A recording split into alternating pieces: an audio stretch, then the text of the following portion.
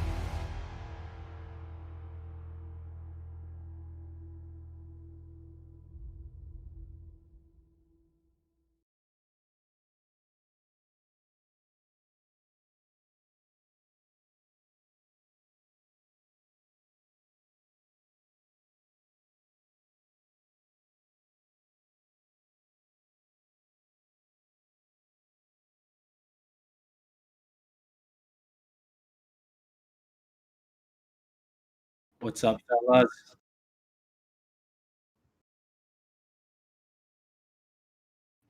Thank you, Tanka. Welcome, We'll everybody. Try that again. Welcome to By the Fire. We are now unmuted.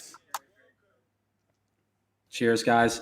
By the way, Tanka, it looks like on my cam, there's a little bit of a Marquez red profile thing going there. Doris, sort yourself out. Production team in the back. We're paying them in mana, so apologies if they're not so excited. But welcome to the show. It is me, Absolute Tanker, and my bro host, Muck T. Today, how are we feeling? What's up, guys? Very, very excited for this today. It's been a long time coming, honestly. So as a lot of you guys know, I'm sure I've been doing the weekly recaps the past month or so. So each Friday I've been recapping everything going on in the Vulcan Forged ecosystem. But this past week especially, like it's nearly impossible to keep up if you're not in Discord all the time. 10 plus announcements a day. Just seemed like it'd be a lot to continue with the videos I was doing previously. So had the idea to get Tank in the mix, start a podcast. There's really nothing out here like this yet for the Vulcan Forge ecosystem. And we all know how incredible, how life-changing this whole thing is. Probably the best community in the entire crypto space. And honestly, Tank, I think it's about time that we're getting this started here. Yeah, I think it was only a few days ago. And look, I think the community, without even directly asking, has needed something like this for a long time. And this is just the beginning. So you approached me a few days ago, and I think even before you finished the question, I was instantly, agreeing and signing that contract with you. Yeah, we're here. We'll hopefully have some excitement today, some good discussions, and this is the start of something really solid, in my opinion. And like I say, filling that hole where you didn't know there was a hole. Yep. And to start, guys, I was doing the weekly recap before. These are going to do one episode a week. Whether it's Friday, Saturday, we were supposed to be live yesterday. We're doing it today. That'll be more concrete, but we really want this to grow over time into something much bigger than just a once a week podcast. Want to have a ton of community involvement. Really appreciate Vulcan for sponsoring the Vulcan Forged Content Creators Giveaway, if you guys haven't seen that already. So be on the lookout during this episode for a secret code coming from Tanka that you can use to enter into that giveaway for an additional entry. And I don't know, Tanka, I figure since we're going to be doing this all so often, it makes sense for our viewers to get to know us a little bit better. So why don't you start off really quick, just a quick intro of yourself. Like an interview. And how you discovered this incredible project. Like a meeting, like an AA meeting. Like my name is... Okay, great. All right. Well, do you want to start or should I? You go ahead. I'll follow up. Where it all started, I would like to shout out Howard, Pirate Howard. He told me about... I don't know. I can't wait to look back for the message, but he told me about it. I dug deeper. I had a look at some of the, blockchain games out there. And then I went back to Vulcanverse and I went back to the other games. And I don't think there was a comparison in regards to the pillars, the lore, the authors, the leadership, the communication, the community, the ambition. So I wanted in. I bought a couple of pieces of land. And won an Astorian, and really I owe the Astorian everything because I sold that beast for I think it was about 160k vet, Mukti. Like it's like Ireland right now or something. It's worth an island. It's an incredible story. I think we're peaking on the audio as well, so we'll try and get if there is some feedback in the chat, let us know. We'll try. We're not going to focus too much on the chat all the time, but as much as possible. So yeah, the Astorian 160,000 vet, and then of course we yeeted that back in to the market. We sit here today quite pretty. We did have an exit plan though, Mukti. We did. Yeah, we had an exit plan, but man, like I've fallen in love with this place. I've been reaching out of my comfort zone. and just having fun creating and meeting hopefully lifetime friends, in my opinion, and colleagues. You never know. And yeah, so we're here today, and really, I don't know where the future leads. And I think the most important thing for me is the community, Marty. I think the people that I meet, and if people can help me on my way, and I can help them on the way. That is probably the most important thing for me. The game and everything, of course, but I want to see everyone else grow. I want everyone else to see, be happy, and to prove the ambition which is play to earn. And I'm excited to see that story evolve, really. So that's it. Yeah, awesome, man. A little bit of background about myself, guys. Been a gamer my entire life, like as long as I can remember. As a kid, I was super into Yu-Gi-Oh, Pokemon, like CCGs, those kind of games. Found World of Warcraft when I was 7 or 8 because my older brother played, and was addicted to that game for years. Especially like my 8th grade year, going into like sophomore in high school. My life was literally school, World of Warcraft, rinse and repeat. The few sports I played.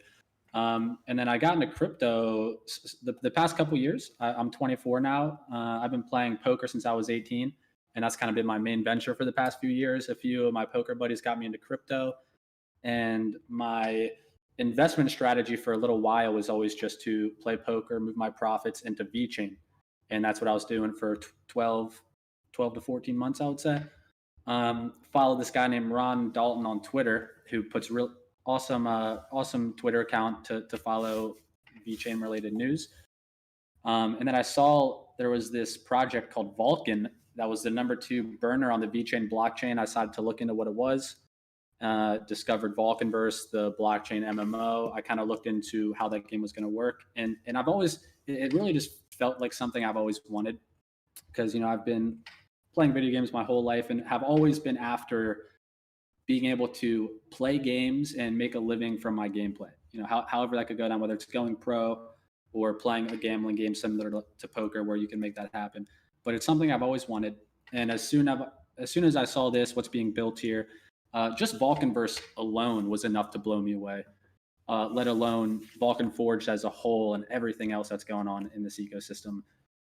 It's really mind blowing. I'm sure all you guys know in the community here how incredible and special of a project it is. Still very much in its infancy, and it was just very easy. I did my research, and sooner or later, my entire VeChain bag that I had spent 12 to 14 months to build up has been entirely shifted into this project, as well as the majority of my other crypto holdings.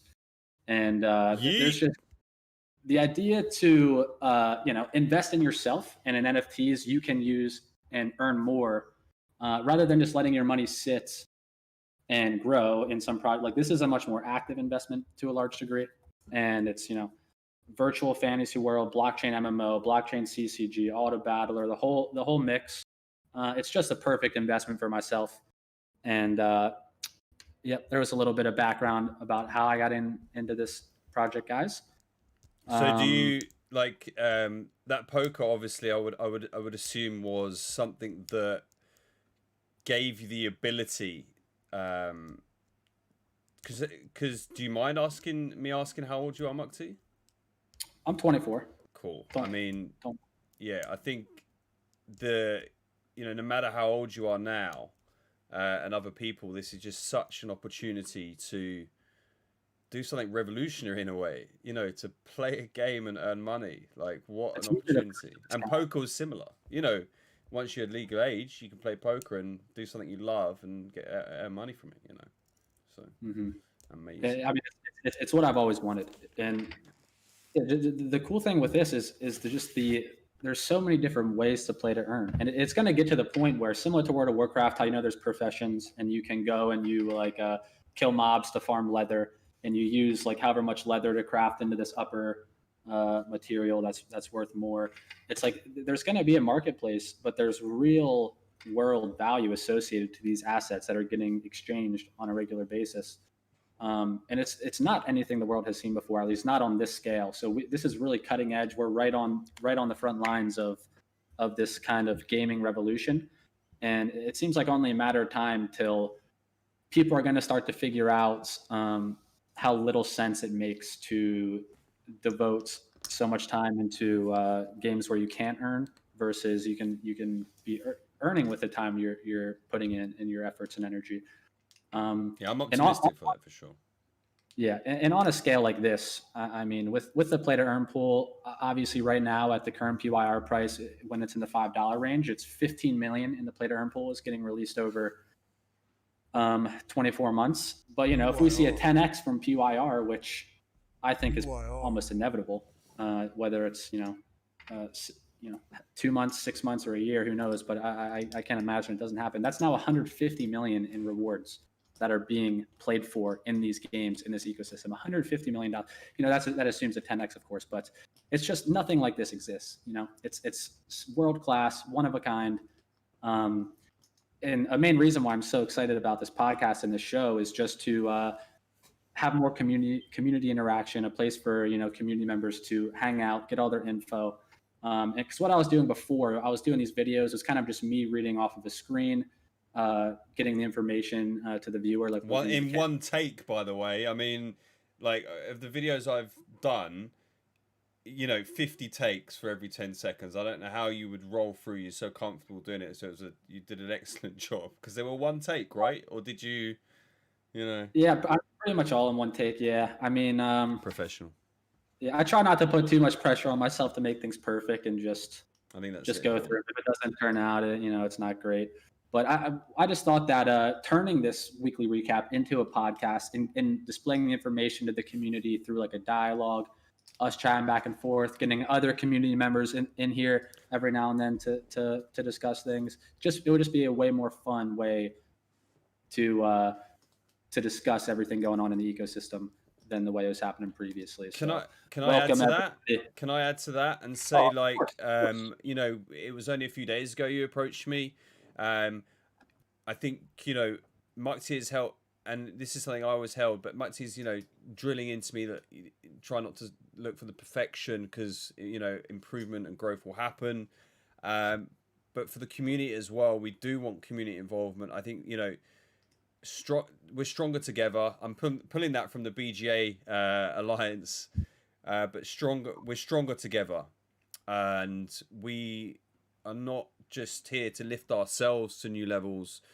We want to do it for everyone else around us. For me personally, that's very important. And we get a doggy now. Like, why are we not at like 1,000 viewers? We've got a cute dog on stream. Where's the hot tub? That's what I think that's what people are asking. I see Lumpy was asking for the dogs. Lumpy was asking for the dogs in there. I got this guy's Bink. He's a level 7 corgi. I also have a beagle, Boba, who is somewhere not nearby. I'm sure they've got something to say today. We'll hear from them. Mate, don't do that. We'll hear from the pup shortly. I'm getting all soft. The fire inside me is turning into jello. But yeah, this is going to be Vulcan Forged everything, we hope, and then who knows where it leads. At the end of the day, this is a community we'll talk about much stuff, but mainly Vulcan Forged. Sorry, can you hold on a second? I've got a voicemail here. Do you mind if I just take this, Mukti? Oh, of course, man. Yeah. Oh, okay. Wait, hold on. It's George from Cryptos. He's left me a voicemail. Hold on. This could be good. Absolute Tonka. Talk about NFTs. Have you heard of Vulcan Verse? It's going to explode. New coin launch. Yes, boys. No, hype. No, I have not heard of it. Oh, and well, now you have. I don't like the sound of the name of it.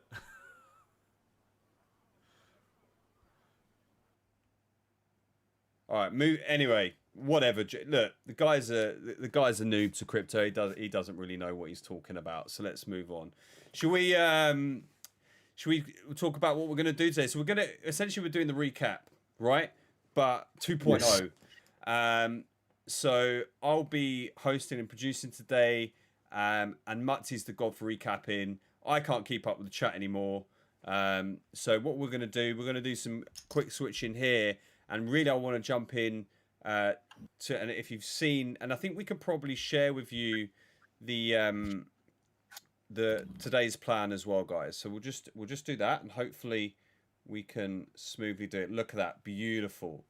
Okay, so today a list of the topics of discussion, and really, should we get straight into it? So, what are we talking about with just the frenzy of announcements? What happened there? I mean, Jamie Yeah, stepped well, up a gear, or what?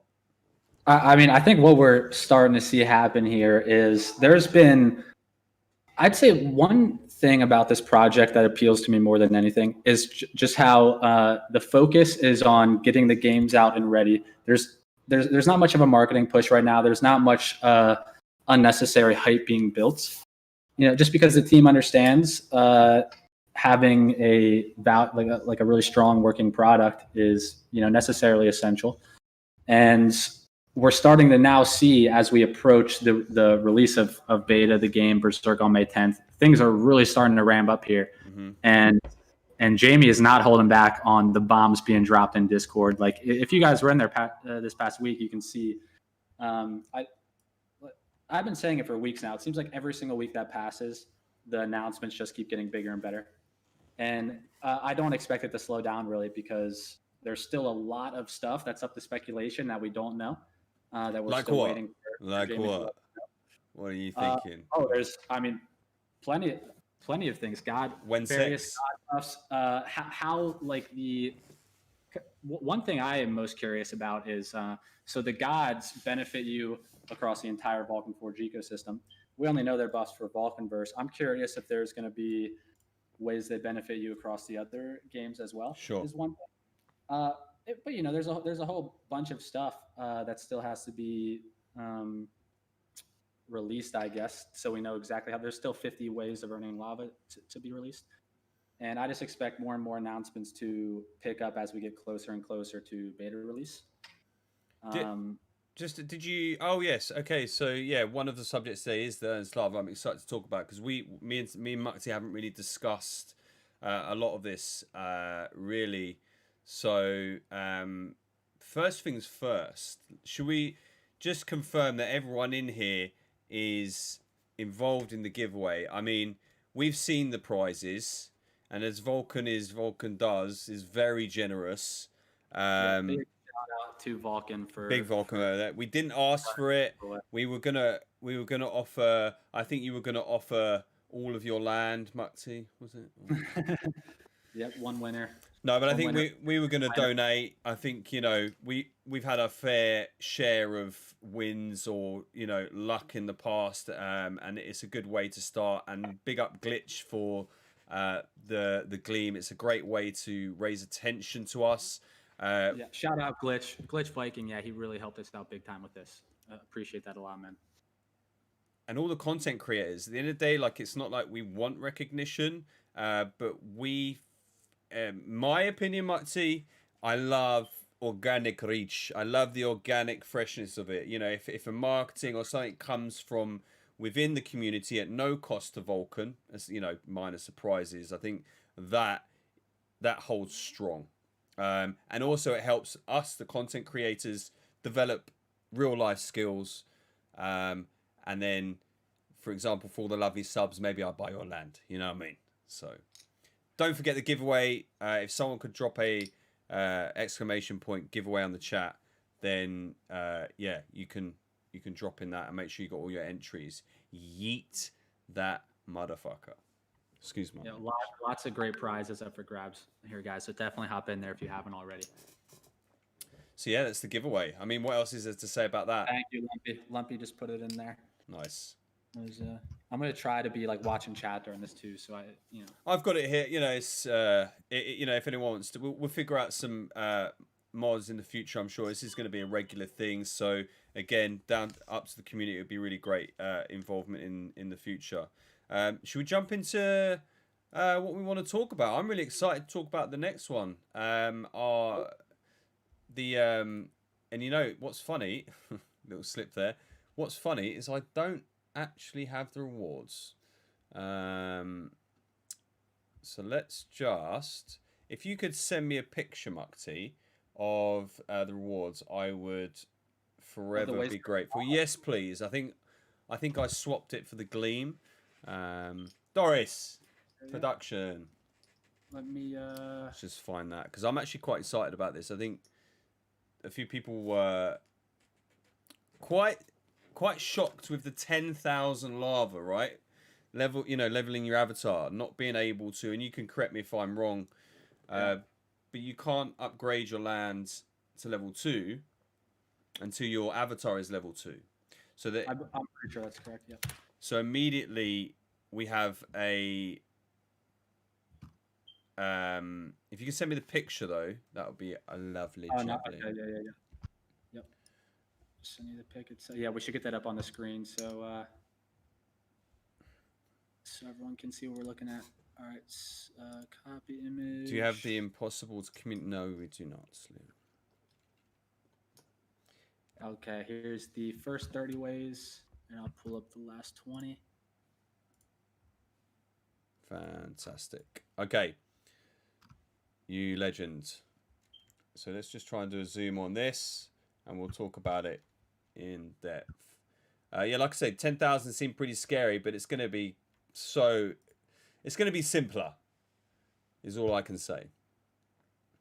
Yeah, and I mean, one thing that I think is really cool is just the variety of different. Like, there's not necessarily one set in stone way of the best way to earn lava. At least maybe some strategies will present themselves once everything's out and we know for sure.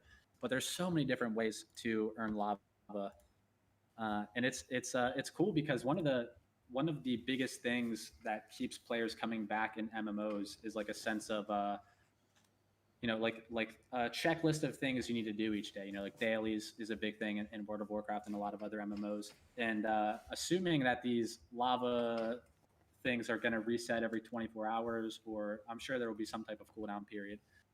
But it gives people incentive to be logging in every single day and getting their essentially daily quest done, which is all the various ways to earn lava.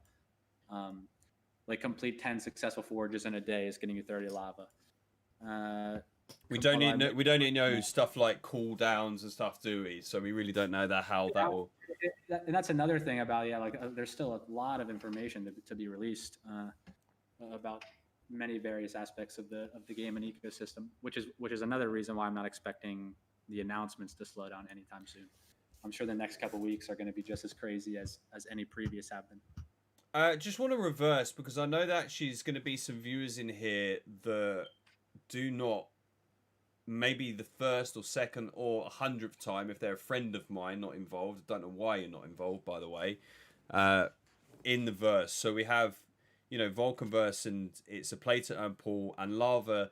Can we explain what lava is, simply put? How I like to explain it, it's basically like rewards points or experience points, kind of. So I guess not the goal of the ecosystem, but the whole play to earn aspect, how that works to a large degree is you play the various games in the ecosystem, accomplish various tasks, and you earn lava, these reward points. Once you get that lava, you can then use it to plug into Vulcanites to upgrade their stats, or you can stash it and get a larger share of the play to earn reward pool each month, which it's 5 million PYR tokens over 24 months. I think it's 208,000 tokens per month. And that's just a flat rate play to earn. If you earn 10% of the lava of all players in the game, you would get 10% of the entire rewards for that month. So and what's the reward pool? What do you get? What's that reward pool? It's 5 million PYR that gets released. I think it's 208,000 per month over 24 months. But that's not even the whole thing, because fees, marketplace fees, as well as Titan and Olympian upgrades, and I think land upgrades as well. All those fees get thrown into the reward pools as well. And there's going to be a ton. Like, people don't realize how much money is going to be up for grabs in this ecosystem. It's actually insane. Do you have a? So I've maybe, I don't know if it's avoided or not thought about. I'm looking for the live day, right? And I get in, and I start playing, right? I don't have like a plan at first. I'm actually quite happy the fact that we'll need 10,000 to level up our avatar, because I'm thinking other people have gone, okay, immediately I want to level up my land or level up this avatar, and I'm like, whoa, I don't want to stake. Do I want to stake all of it? But I don't have to make that decision straight away, which is great. Is that correct? I mean, you can't level up the land. Stash it up. So yeah, isn't the first real activity has to be leveling up the avatar? Yeah, so assuming you have to have a level 2 avatar before you can get level 2 lands, then yeah, I'd say priority is getting avatar to level 2, or should be. Then you can level up your plots to 2. Then you can use your level 2 Vulcanites, and it just like leveling, like each level gives you just like progressively more pathways to earn, because the higher level your land is, the better NFTs you can forge on there, the better Vulcanites you can use, which have higher forging stats, better attack stats, you can win more fights. So I'd say getting your avatar to level 2 is definitely going to be a big rush. And another nice thing is there's always going to be things to do. You know, with so many different ways to earn lava, it's going to be very hard to. I've just like, seen do one. everything you can do each day. I'm sure, unless you're able to commit a bunch of time. And congratulations, by the way, Mukti, Philosopher. Thank you very much. Now, yeah, we have that. We're going to be talking a little bit. We'll talk about that. And, I can see there's it's 200 lava. Yeah, getting voted in. Yep, 200 Very, lava. very nice. Very nice. That does remind. We will be touching on this a little bit later Yeah. in this podcast. But tomorrow there's a quiz, and the questions are going to be based on the philosophers that are represented in the Council of Philosophers, I believe, and just various other but we'll get more into that in a little bit. But yeah, thank you, Taga. The Council of Philosophers, for you guys who don't know, is just a really cool idea that the team did to get some community members who are invested enough in the project and want to support it, some opportunity to, just help with the decision making in various parts. It's kind of like it's like a community board, I guess, is a decent way to look at it. We'll jump back into it for sure. Back on topic, right? And then you could probably tell me to go to the Vulcan classroom. I'm treated, it seems like I'm asking you a lot of questions about lava. Maybe I'll go to the classroom for it. But anything that stands out in the lava leveling here, anything we want to discuss that's Berserk. Okay. Berserk. So, one, because I think a lot of these ways to earn, it's kind of like you can do it once. So, for example, just looking at this, appreciate someone else's plot, 5 max per day. So you can do that. Then you got to wait 24 hours before you can do it again. The nice thing about Berserk, Forge Arena, any of the games, is you can just spam it all day, every day, and that lava's never stopping. There are some of these, like I said, you can only do so much. Like log into Verse, that's per day. Yeah. What else do we got? The refer the user, I think, could be huge, of course. If I forget who did it, but the one who went on Elon Musk's tweet, and I think there was a referral. They smashed it there. So if you can get viral and get 1,000 people in, big up. You're really pushing that. There's some good opportunity for lots of lava generation there in the referral program. I can see myself. It's more the exploration for me. I will be traveling a lot of distance to see what you lot are creating, all the landmarks. For me, it's the discovery, I guess, and the leveling up. I'm probably not going to get too much appreciation, but we'll try. Maybe we create a starship. Hey, you can always hire Acadian or Stats or Master Builders. I am looking. Another great thing about that is like people are going to earn off me because I am looking for architects and builders, because some of us are not as blessed and as creatively. That's another thing is I think as this metaverse really releases and grows, there's going to be whole new waves of opportunities for people in like the digital design space, or like 3D model. Like I know the Fortis, whoever runs the Fortis account, has some world class like potions. There's a lot of opportunity for these types of guys who are nice with 3D art, and people who are invested in this game and aren't very design savvy themselves. I'm sure there will be plenty of hiring going on and people working on other people's plots for a little bit of PYR here and there. And it's just going to create lots and lots of opportunities for people. I wonder if Vulcan has thought about how that business actually happens. So whether there is a way to have that business, like instead of smart contract payment system or something. Yes, it sounds complicated, but because you I guess you want to ensure that it's safe. Safety is a big thing, of course. I'm really, I think it's very important for if the game and Vulcan are trying to eliminate barriers to blockchain and crypto for gamers, we also need to protect these new gamers from the nature of crypto. Yeah. But so like having a building, having it in-house, but a safe communication and business channel maybe. But yeah, anyway, That'd be interesting. I mean, there's a lot of different things that could come out with that.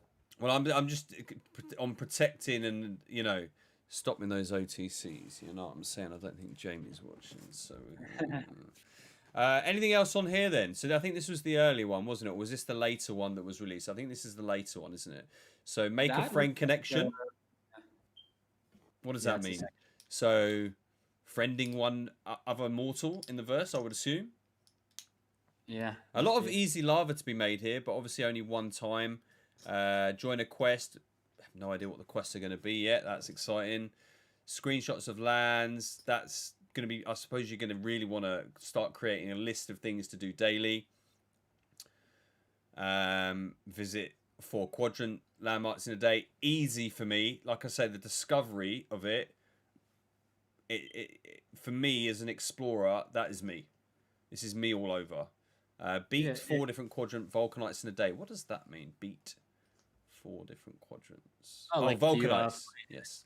You fight in a duel and come out victorious. But yeah, one thing that is going to be really cool, especially at the beginning when the world first gets launched, is all the exploring dailies to get that lava. But you'll be able to see all the new plots getting built and put together, like as that happens in real time. So yeah, I'm looking forward to the exploring and going through the verse and all that as well. I can see that in a stream. Us doing something, exploring the build, and really looking forward to seeing how it evolves. But hopefully, it's captured. Like getting the early days and the historical footage is important. Yes. I see in the chat, Coddle Queen asked, "Do you need a Vulcanite to play?"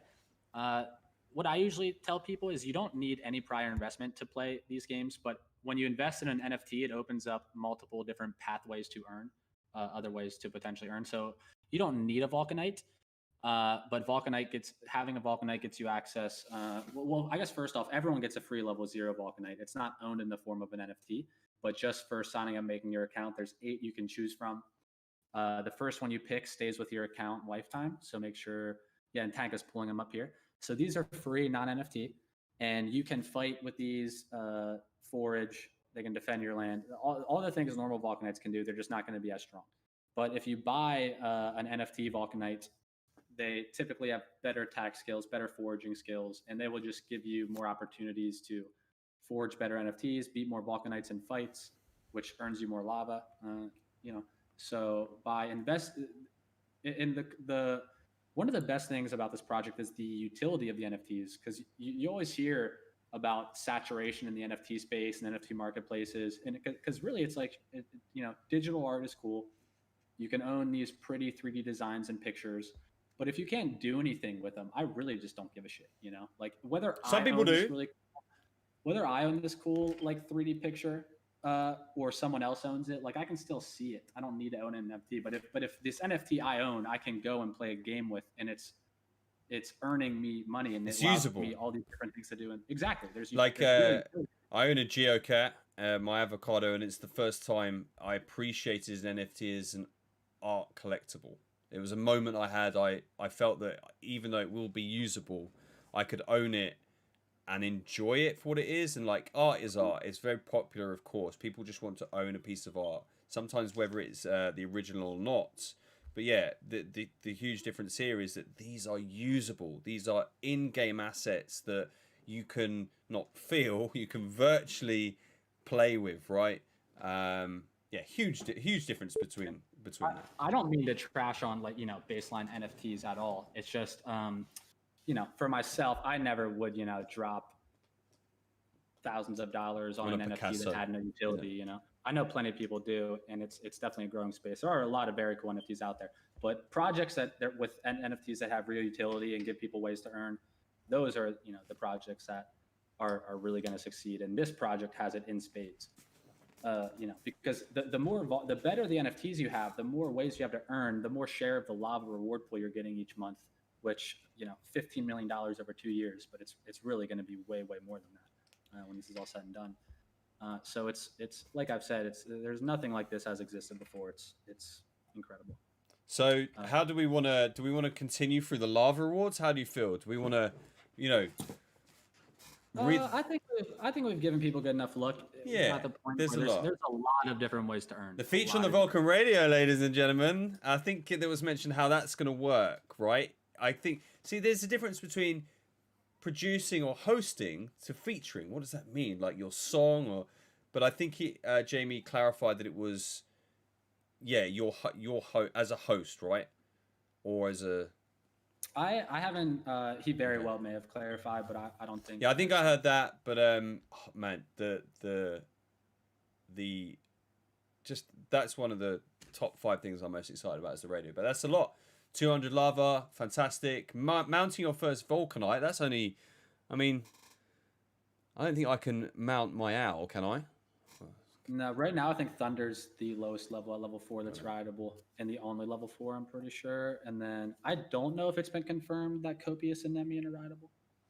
Not sure. No, ride a Vulcanite for 5 kilometers in a day. So I would assume that's on a rideable Vulcanite. Win 30 battles in a day. Forage successfully. That's going to be easy. I can't see. I mean, I'm sure someone's done the calculations, but I can't see these 10,000 lasting long. I think we're going to reach these with a grind quite easily. Oh, it'll be the grind. I want to do the math on how many Berserk games I can get in a day. Assuming the average game is, sometimes they go quick. Like sometimes if you get off to a hot start and your opponent doesn't, you can have a 5-minute game. But I'd say on average it's probably 10 to 20 minutes per game. It can be. It certainly can be. Less if you're unlucky matched and stuff like that. Yeah, not winning as much. But yeah, you could probably earn a decent chunk of lava each day. And also another thing to keep in mind is once all the games are out, you can have Berserk and Forge Arena on one screen, Vulcanverse on another screen, Coddle Pets, you could have like 8 monitors, each one with its own game, and you're just like you're saying 8. So you're saying 8. You're saying I need 8. I mean, you can maybe get 2 games on one screen, at least the browser-based. So 6, okay. Yeah. But I mean, it's gonna be fun to see the lava leaderboards and how people are earning. I imagine lots of people are gonna be spamming a bunch of games all the time because that's just the most efficient way to. So I'm just looking for a screenshot. We'll move on to the reward pool. Okay, I think you wanted to do so. I think we're going to talk about, this is of course the reward pool for Vulcanverse specifically, and then obviously the announcement today. I don't know if you know, Mukti, but Jamie has doubled the prize pool for Berserk. I did see that. Okay, which is awesome. 60K prize pool. I mean, that's for an online blockchain CCG, you don't see that very often. It reminds me of like poker tournaments with X amount of guaranteed in the prize pool. It's very cool that they're bringing that to a CCG. And the Berserk tournaments are going to get really competitive and really fun. And I hope they're run on a relatively regular basis. But that game is going to be, it's just going to bring about a lot of competition and so how does it feel for you? Obviously you were prior world champion. I don't know why, by the way, you didn't shout about that all the time. I'd probably print a T-shirt with that on and walk around town. But do you feel like, did you hold that close, that win? How did that feel? Not really. 'Cause, I mean, honestly, I felt very lucky to win that tournament because there were. I came in I came in today to the top 8 in 7th.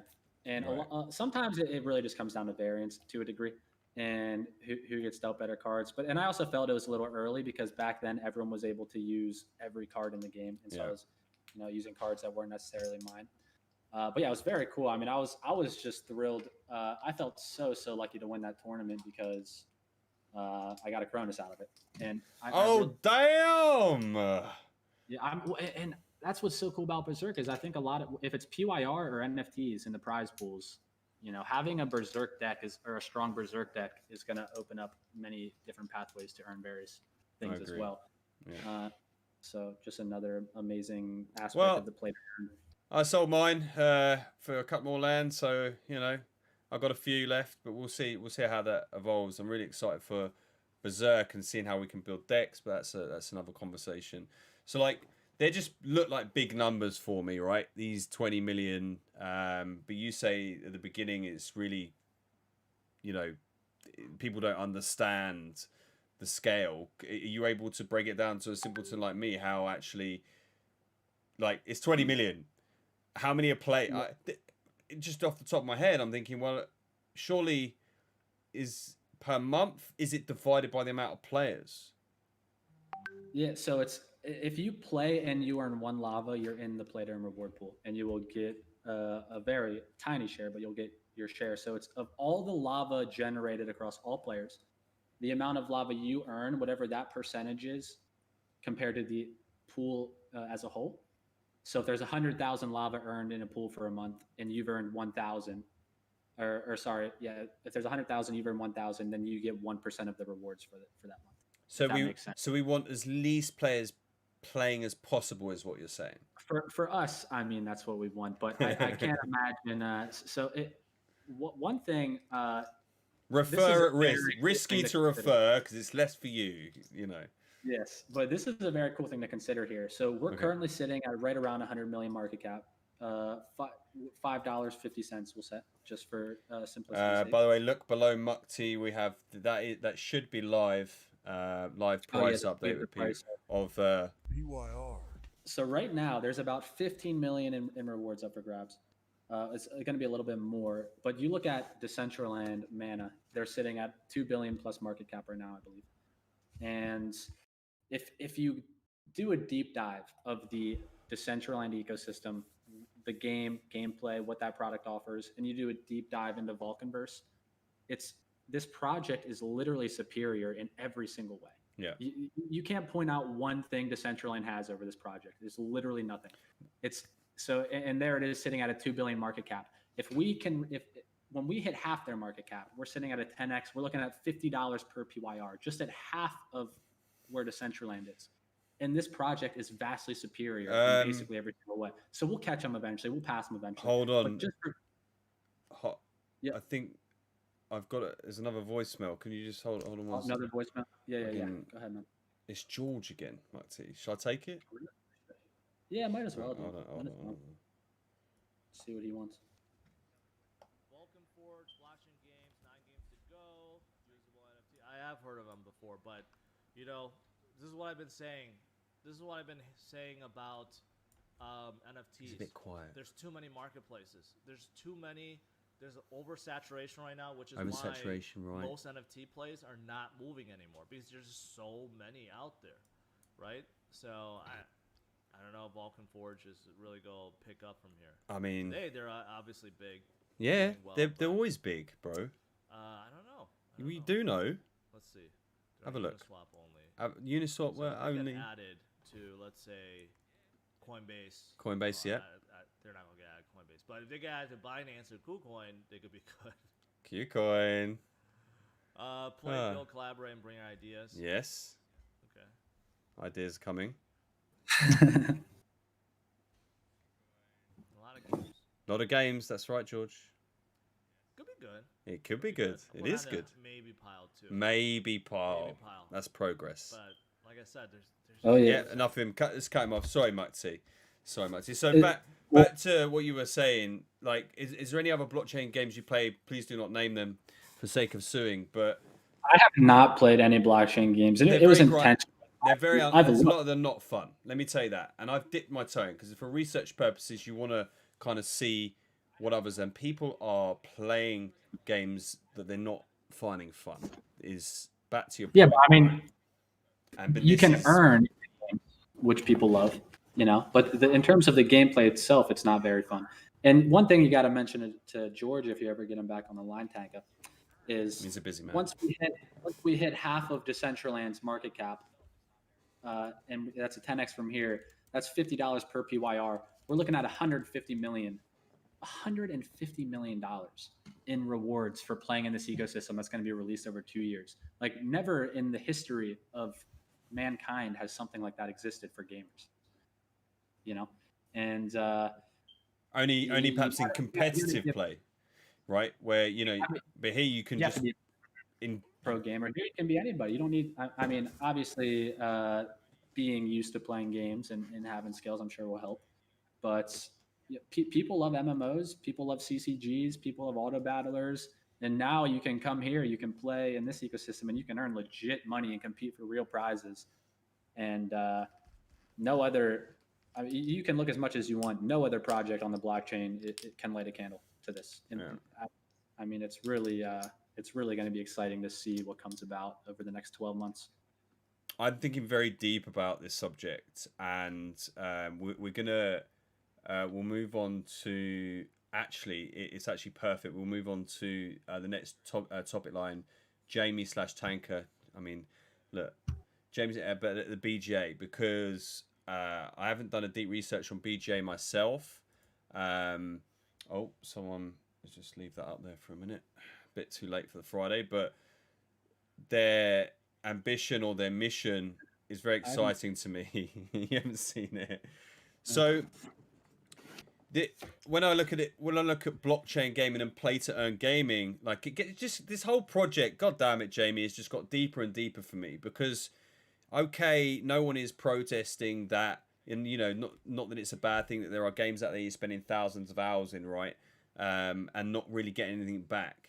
But the opportunity here to, in certain places of the world, like in the East, where okay, you'll grind a little bit, but that and some reward, you buy a few things with it, but it's not going to sustain your living.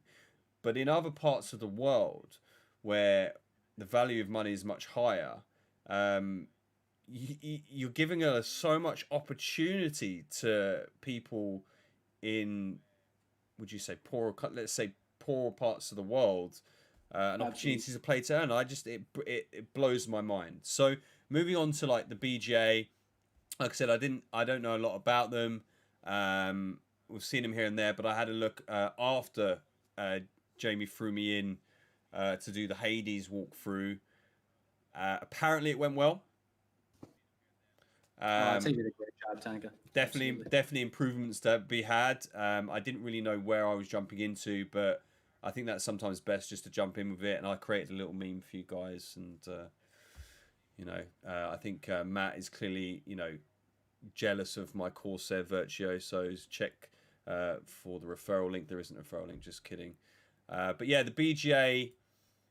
So for me, I don't know if you've got any comments on it, but for me, I'm ready to like do a deep dive with BGA, their mission, and hopefully in the future connect with these people, because yes, we are the greatest ecosystem out there and will become the greatest ecosystem, but at the end of it, I see it as trying to create a big play to earn to empower people, and doing it effectively will be through connecting with alliances like this. So I'm very passionate about it. I should probably tell, people don't really know, just read out their mission. It says to raise individual and business awareness about blockchain can transform how blockchain can transform games and improve or disrupt existing business areas. I want to go a little bit more into that. And we have all these, what's he saying? MB on wallet. Oh no, sorry, I thought that was to me. So there's these big developers, billion dollar companies out there, big developers. They're not going to change their ways. They'll probably dip their toe in. They'll probably put a small team on it, but they're not going to change their ways, are they? They're making billions off purchase of skins. Why would they limit the amount that they could print?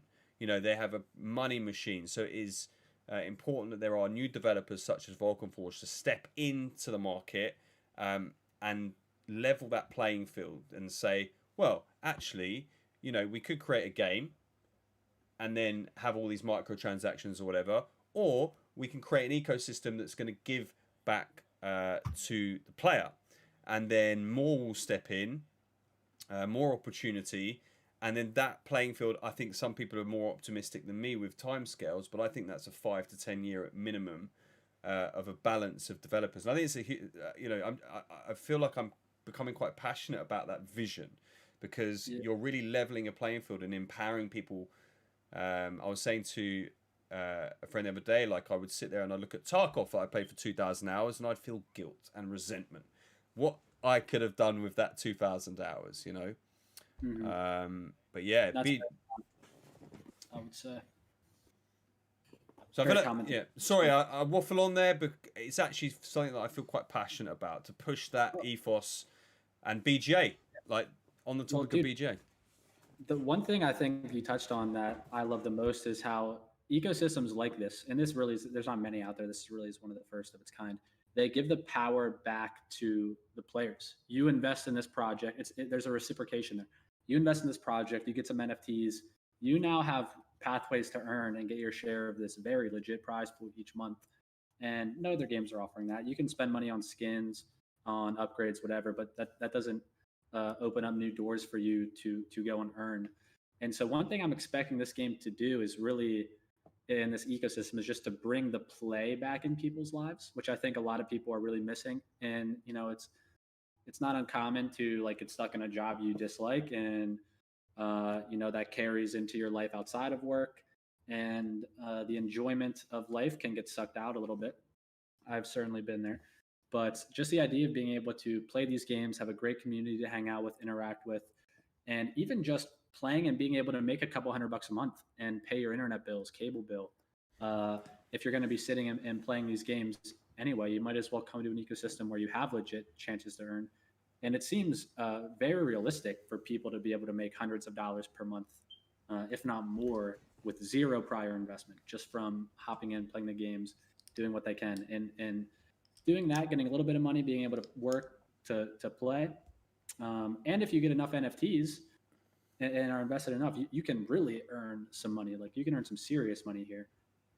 So it's incredible for the small players, the big players. It'd be interesting to see how the little players, the zero to heroes, can do that, because I'm very keen on seeing, let's say, poorer places and how they, because that's really life-changing stuff. A couple of $100 in places is life-changing. Seriously, yeah. And you just go and forge with the level 0 Vulcanite, stumble on a random fragment for a valuable NFT, put on the MP, a couple $100, couple $1,000, who knows? Like, because it will require some, I think you can certainly find something, sell it. You're trying to upsell, trade to something bigger and better, and it will require some good capacity to do that. But thankfully, obviously, the community is generally very honest, or I say generally very honest, right? That they will help you on your way. I've seen that happen. Some people just will yeet a token, won't they, Mukti? They'll just yeet a token, won't ask about the community. If they'd have come and asked us, we would have paid a lot more. But yep. Yeah, I mean, there's been some. I don't know if you're referring to the cheap tokens that have been popping up on Marketplace. I've seen them, man. I'm too slow for that was crazy. If you guys didn't see that, I don't know who it was, but I'm pretty sure it was someone who was like a pretty inactive wallet. But all of a sudden, this one day there was a token of the Titans up for like 1K fire, token of Olympians up for 1,500, and then the following day, I don't know if it was the same wallet address or a different one, but there was another token up for 2,500. And these NFTs are literally worth 10 times what he sold them for. And so if you're checking out the marketplace and being active there, every now and then you can stumble across some really, really good finds. Some good steal. Did you want to talk about BJ anymore? That showcase in Vulcanverse? I'm obviously trying to skip over any praise as quickly as possible. I think BGA is cool. I don't know too much about them. Like, there's really good projects involved, which I can only imagine is good for Vulcan Forged to be linked with them and part of that. But yeah, no, I mean, I think you did a great job there, Tech. And Jamie also was on a few days ago. They had another thing where he kind of just gave a brief overview about right. I didn't bring that up. I think I was looking at the reviews, but yeah, I think the quality will. If there is another opportunity, we'll make sure we go there a bit more prepared next time. But we're not worried, because I mean, to ones that may be worried about the quality that's shown, this is no concern to Vulcan. Like, when people have the opportunity to simply click that download button and play, it's just a no contest. So we do not fear any fudders out there. What's next? None. Let's take a look. So we had first God buff reveals. I'm actually very excited to hop into this. Congratulations to King J that won the plot of land also in that stream. Yeah, that was cool. DM me if it is on the River of Styx, please. Thank you. Thank you for you. So yeah, God buffs. Now I've got everything set up here. What do we want to look at here? Anything interesting? Let's do a little bit of speculation here on the strongest one. So really quick, let's just go through. So Hermes here, Vulcan versus Avatar speed increase 10 to 70%, which having a level 7 Hermes, you're going to be zooming across the map. There's also another NFT called the Boots of Hermes. I think there's only 25 editions, but that gives you 25% bonus speed, I think, or something. Also, the land sowing time decrease is going to be very interesting with Hermes too. But still pretty balanced, right? Because you're not going to be able to get up to 70 for how long? Yeah, I mean, it'll be a while. Hermes just seems like a farming powerhouse because recharge time of Vulcanites decrease, so you can get more foraging in with your Vulcanites. Land sowing time decrease, so if you farm a seed, if you forage a seed with your Vulcanite, you can reset your Vulcanite to forage more faster, and you can sow faster. So Hermes definitely is strong. Very strong. Right, but only obviously matters as long as you're logged in at the times, because you want to take advantage of that decrease in time. You'll need to be ready for the next. So essentially, yes, we're doing nothing but playing Vulcanverse. Got it. Oh, absolutely. What else is there to do? Ares. This is the only god I own, so it's the best one, right? That's a good one. That's a good one to have, dude. No question. The coolest thing I think about, well, obviously having the attack increase for your Vulcanites is huge. If you don't have an Ares and you're going up against someone who does, there's going to be a slight disadvantage there. But what I like most about Ares is the weapon item power increase and also the chance of finding weapon item by foraging increase. I think I skipped over that one. I didn't see that one. So yeah, and another thing that's cool is because different quadrants, I remember Jamie saying something about they're going to be more themed to foraging different types of things. Like I think it was Boreas more PYR, Hades was going to be like spells and scrolls. Notice was weapons, and I forget what Arcadia was. But like I'm a Notice guy myself. Sure, I have an Ares, and I'm excited. Like I could maybe look into becoming some type of like weapon crafter, because there's a name for that, isn't there? Yeah, I guess is it? I mean, I guess blacksmith. Yeah, but you're making the weapon. You're just finding them, aren't you? Yeah, just finding the pieces to various weapons, and that's another thing. Like we don't know too much about is like armor, weapons, these various different things, and how that's going to work in game too. But it's really cool how it's perfectly themed for Ares. He's the god of war, so extra Vulcanite damage, better weapon item power, and better chance of finding weapons. Makes perfect sense for him. Honestly, super strong god, without a doubt. I'm actually very happy. I feel like just things are balancing. It's been so chaotic with buffs and news and announcements. I just feel like things are balancing. So no, I always knew that you'd have to be level 7 to get the max out of a god. But knowing that takes time and stuff, I think it's just a beautiful balance here because you're not going to be able to do everything straight away. Like a whale can just throw all the PYR into all of this stuff, and just it's a beautiful thing. I think it's just become really balanced. So how this is Cois? Is that Cois? Yes. Yep. Cois is pretty cool. As far as we know, he's the only god so far. I forget what the trait is called, but you can see. I think it might be called Wisdom or something.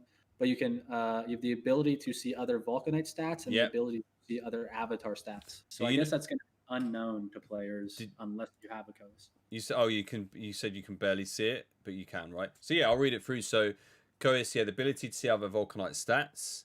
I mean, I would assume though you would want to kind of battle anyway, right?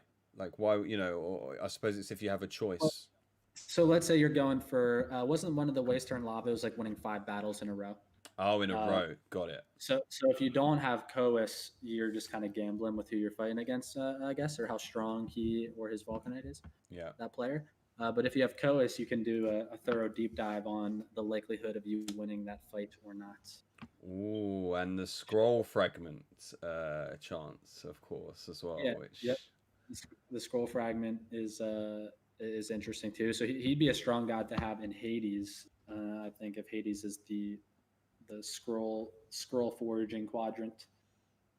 And yeah, so I guess there's going to be scrolls that give you various buffs. And so that reminds me of Inscription from World of Warcraft. You know, Okay. I don't know if you've experienced with that game, but Nope. you basically craft these scrolls, and they're like active items. You use them, and then your avatar gets a buff. Your character gets the buff depending on what the scroll is. I think So I think it's similar in there's been stuff, you know, it's like Witcher and stuff. I think I understand that you can use it, and then the weapon or something would get a buff in a certain area, you know. Yeah, exactly. Okay. Next one. What else do we have? Poseidon. Fishing, of course, is new. I don't have a coast plot. I like to be by the coast. I'm minutes away from the coast here, so I want a bit. I want a bit of Poseidon. People are excited for fishing. Walk on water. I know. Yeah, level 7. Very clever. You can walk on, or at least rivers. At least you can. But there are bridges. Yeah, there are bridges now. Well, yeah, we had a problem in Hades with the bridges, and put the bridges in. Maybe he takes them out. You know, it makes us walk. I couldn't care less. I'd rather take the long route round to see, you know, the builds and the POIs. So we've got increased Vulcanite foraging at ocean plots. So is that speed, or is that what they can gather, I guess? Are you looking at? So number 3 here, increase Vulcanite foraging at ocean plots. Lumpy also, by the way, mentioned Tartarus, which, I think it's Tartarus. Yes. And so the Olympians get you into Elysium, Titans into Tartarus. I'm going to let you talk about Tartarus if you want to, and I'm going to put it on Aphrodite for a second. I'll be right back. Hold the line for me, Marty. Yep. I mean, we don't know much about it as of right now. There hasn't. So Elysium, we know. I think it's basically the same thing as Elysium. It's just the polar opposite. So Elysium is like the paradise heaven land, where you can, if you have a level 7 god, you get access here, or a level 7 Olympian, and you can forage NFTs from the vaults of Vulcan, which are very strong and valuable NFTs, of course. And then Tartarus is for Titans. And again, I could absolutely be butchering how to pronounce that.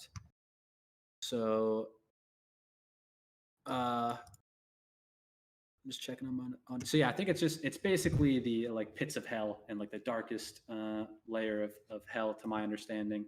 And so I guess that's where the Titans will go for foraging to get the vaults of Vulcan NFTs and things like that. But again, there's still a lot more information on both Elysium and Tartarus to be released. But we know there will at least be that difference between Titans and Olympians. And there was one thing on Poseidon that I was going to mention. I can't remember what it was now. And Tanka's got Aphrodite up here, so I can't see. But we'll just jump into Aphrodite, I guess, for now. Which Aphrodite's very cool. She's like the gives you the most character customization options. So you can see her access to fantasy flower assets, which we're not sure what that is yet, but it's probably just going to be really cool flowers you can use if you have her on your land, and different items you'll have access to. Avatar customization weekly, unlimited for level 7. So you'll have much more customization options than people who don't have Aphrodite. Avatar glowing effect, 10 to 70%. That could be pretty sweet, having a level 7 Aphrodite and your character having a pretty cool glow to it. So Aphrodite is very much a when I guess she does have the recharge time of Vulcanite decrease is super nice to have on her as well. So she's very much like a aesthetic god. She gives you really cool visual perks, not as many gameplay perks as other gods, but at least the recharge time of Vulcanite. Like every god absolutely has their own. I would say some are probably more valuable to have in terms of their earning potential, but each god has their own really cool, unique aspects to them, and every one is like has their own separate buffs. There isn't many or too much overlapping, at least, which is pretty nice. And that's probably like 5 of 6 now. So still a lot of gods and a lot of actually interesting stats to look out for. I think the only surprises for me was all of the extras, like the weapon chance, the scroll chance. Like I just didn't know that could have been a thing. So they're all Jump back to surprises. Poseidon really quick. Here we go. Because water, it wasn't watercolor or boat ride. There was something I was gonna say about when Poseidon was up. It may have been something related to fishing, but increased fishing success rates. So yeah, fishing is another thing that it's been confirmed by Jamie. We don't know too much about exactly how it's going to work yet, but I know in other MMOs, different types of fish give you better buffs. You just like consume them and they give your character better buffs. So Poseidon increases fishing success rate. So that very well, if you Poseidon could be another pathway to earn is you get access to these better quality fish and you have a higher success rate when you do fish and you can sell them to give other buffs to people. I think you remember the trade. There was a trading announcement about like wood and in-house non-USD values and stuff. And I think could that be the thing, or am I missing a point? Like fish are giving boosts to. So I would say they're probably actually I don't think they'd be NFTs. Maybe they would be NFTs. I guess they could be NFTs. And so if you get this fish. Although there would, it's interesting how they're going to do that. I'm not too sure, how you would sell another level of something to discover. I think that covers all the buffs as well. But go on, what were you saying? I was going to say, Drowned Phoenix asked, "There's a boat for him, right?" Yes, Drowned Phoenix. For Poseidon, you get access to a boat that takes you from Notice to Arcadia. So you get some boat rides that you don't have access to without him. Yeah, I reckon fishes will be tradable. Yeah. So Ali NC says you can probably fish or forage non-NFT materials and trade them in game. I think that makes sense. And maybe I wonder if there will be some type of system where you can sell fish or non-NFT items for lava, trade it for lava or. So you might have missed this, but the suggestion was in about materials that there will be in Vulcan City trading hub. Okay. Possibly, obviously, I think I think it's a great idea. There are other games, not mentioning, that do it, and it's an in-house, no USD value ways to trade maybe wood for coal for, and stuff like that.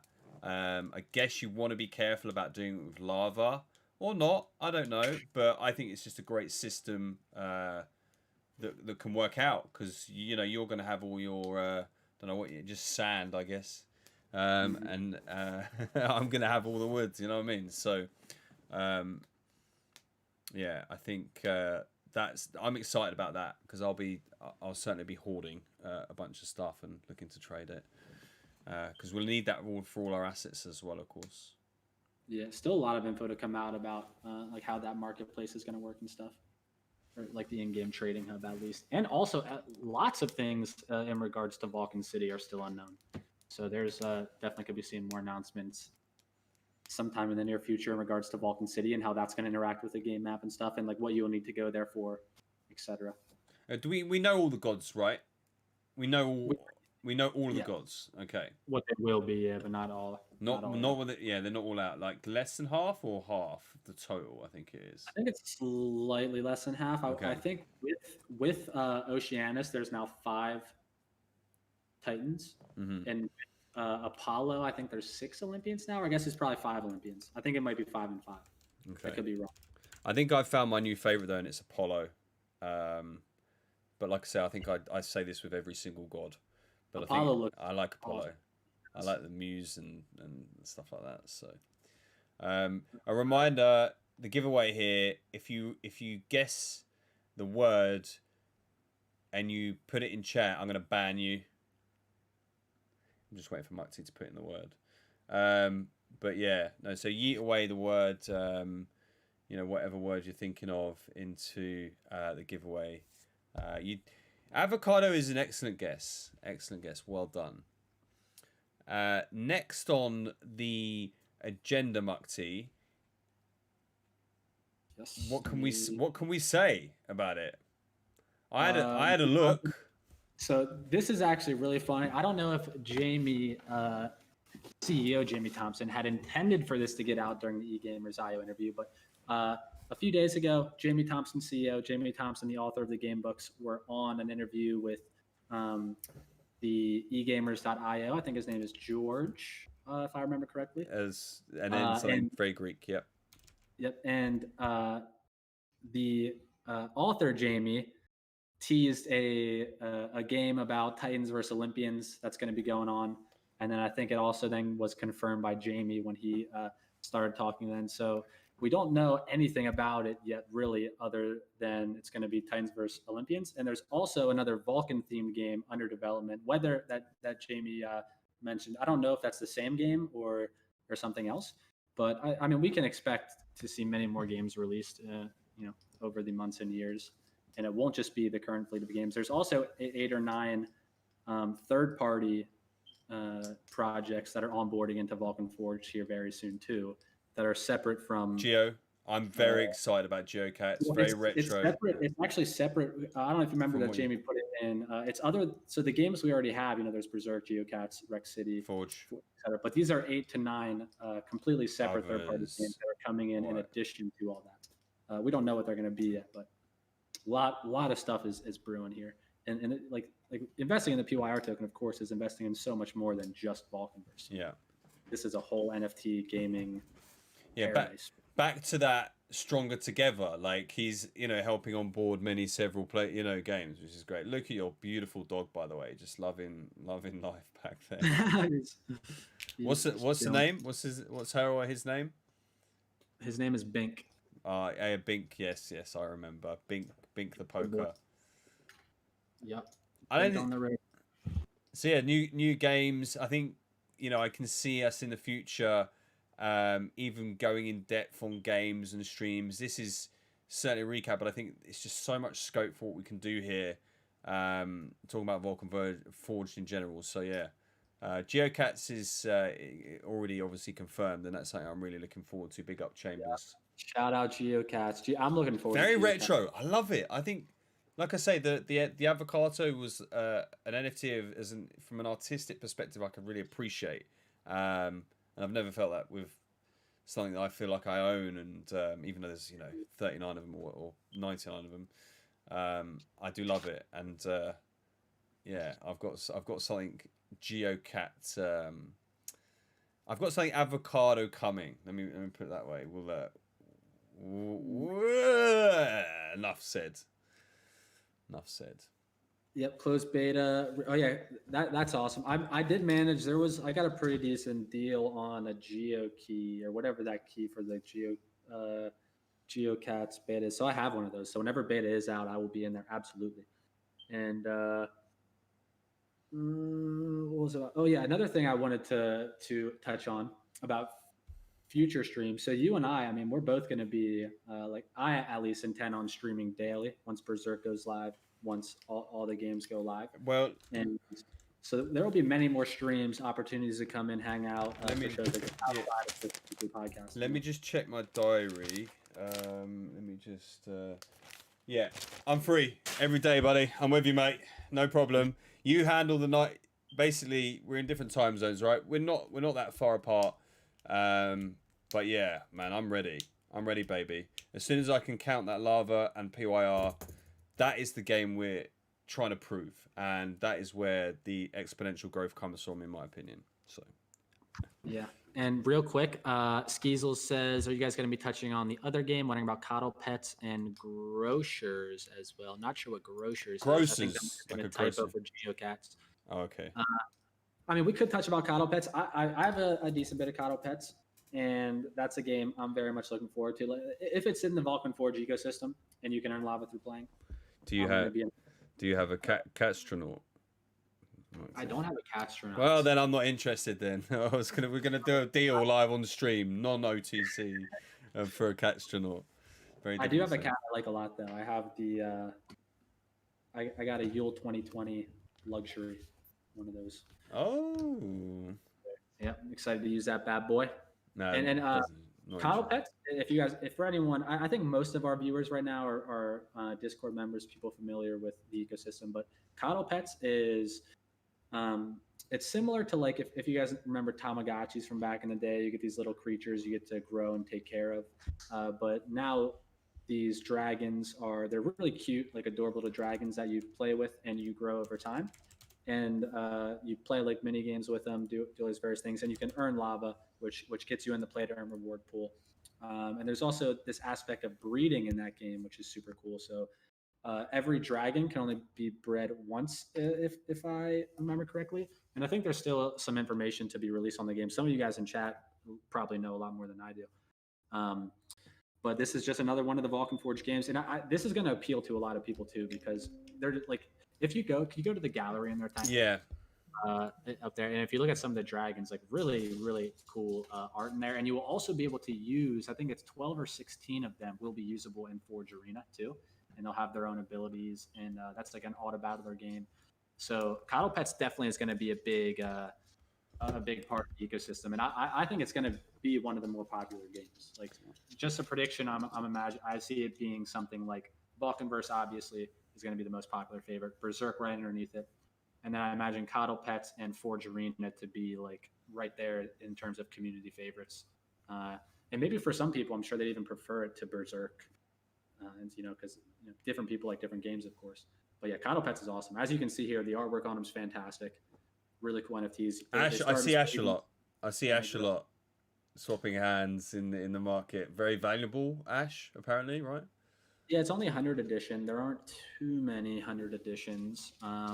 There's some 50s, some 25s, and only two 25s actually, Kader and Isran. And there's an oversized hat is a 9 edition. The main dev of that game, his Discord name is Oversized Hat. So right. Dragon there. And let's see, are we getting anything in? Let's move on. Let's move on with the next subject, right? Because this is all about you. We're at your house. No, I'm kidding. So yeah, the philosophers. I'll keep on reminding what's on the schedule, but the Council of Philosophers and the Philosophers Quiz. What can you tell us about? Of course, we saw the electorate. I think that's the right word, or the people step forward to become philosophers. Do we know how many there actually are, though? I don't think Jamie's let us know the actual number. I think it's 21. Okay. There's 30 slots that are open. If you don't, could you actually, if you Google Vulcanverse Council of Philosophers, that Medium post? Of course, I actually do have it here. My apologies. Yeah. Perfect. No worries. So yeah, this was a really cool thing Vulcan decided to do, where if you're heavily invested in the ecosystem, minimum requirement is 100,000 PYR in your wallet. You can enter the Council of Philosophers, and it's sort of just a community-led board. It's not like we're getting any type of say on like gameplay or aspects of development. But if there's ever community voted on things, I think if I could be wrong with this, but I think I remember seeing if there's like a 10% discrepancy. So if there's two things being voted for, one is at 58%, one is at 42%, it would get sent to the council to determine. No, lava's not required. It is the PYR, and that's it. And the dedication. But yeah, so it's really just in one. The coolest thing about the Philosophers Council is it's soft locking a lot of PYR. So philosophers get incentives to be on the council. They get cool in-game perks, which is mentioned at the bottom of that article. And you can choose between 5 different philosophers that were actually real people in the course of Greek history. And why is it important to lock PYR? Just so it's just stability for the coin. And you know that as long as there's 21 philosophers in play, that's a minimum of 2.1 million PYR that's being held in wallets. And that's strong for the coin itself, right? It's out of this. It's basically, it's soft lock. It's not hard lock. So it's out of the circulating supply, kind of. They're not going to be getting dropped. And it's a decent chunk of and most philosophers have more than just 100,000. There's a little bit more. So it's really more than 2.1 million soft lock, probably in the 3 to 4 million range. And in addition to other people holding, because there's the lava appreciation program as well, that if you got in before a certain time, you get a gem for having X amount of PYR in your lava. So there's one really cool thing they're doing, which Council of Philosophers is really one of those things, is they incentivize people to hold on to their PYR, to soft lock it. you get rewarded for doing so. And because it's sorry to drill it in, because it's important for PYR, because it doesn't. What does it do for the actual token, like the tokenomics of it? Yeah, so I mean, I'm sure a lot of people I've seen there's not a ton of liquidity out there right now because we're just on Uniswap and QuickSwap. So big buys and sells can impact the price quite a bit, and especially in the early stages of a project when the circulating supply is still relatively low, I guess, compared to its total supply, and especially compared to the liquidity available. Like if someone to go in and buy 20K worth of PYR, sell 20K worth of PYR, it puts a big adjustment on the price, whether it's up or down. So by philosophers and soft locking their coins, or same with the Lava Appreciation Program, where anyone is incentivized to soft lock their coins so they can qualify for X amount of lava. It just kind of is that extra layer of there's not going to be some type of big dip one day with like this mass sell-off because people are rewarded for holding their tokens. Yeah. And another cool thing about this project too is I'm sure you and a lot of other people have noticed is every time we have a dip, it gets bought up like really, really fast, which just goes to show that it's like there's for every person who sells, someone is buying back in, and then that person who just bought in at that new level is much less likely to sell until they see a bit more profits. And we've just been on this steady climb like ever since the coin released, and we're in the $5-6 range now. Yeah, 5.3. 5.35 right now. There's a question from I don't know where it's gone, but I see it. Yeah, I picked Cleanthes for my philosopher. That's your question. Yeah, which I think he's probably one of the more popular ones. Reason I picked him was because my brother was reading this book.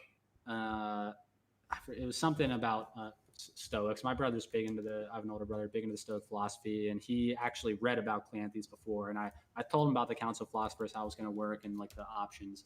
And he was like, "Oh, you have to go with Cleanthes." So yeah, that was my choice, which seems like the most popular one, but there's a pretty good split amongst philosophers with the choices. But I'm going to run to the bathroom quick. I'll be right back. Absolutely. Guys. Tank is taking over.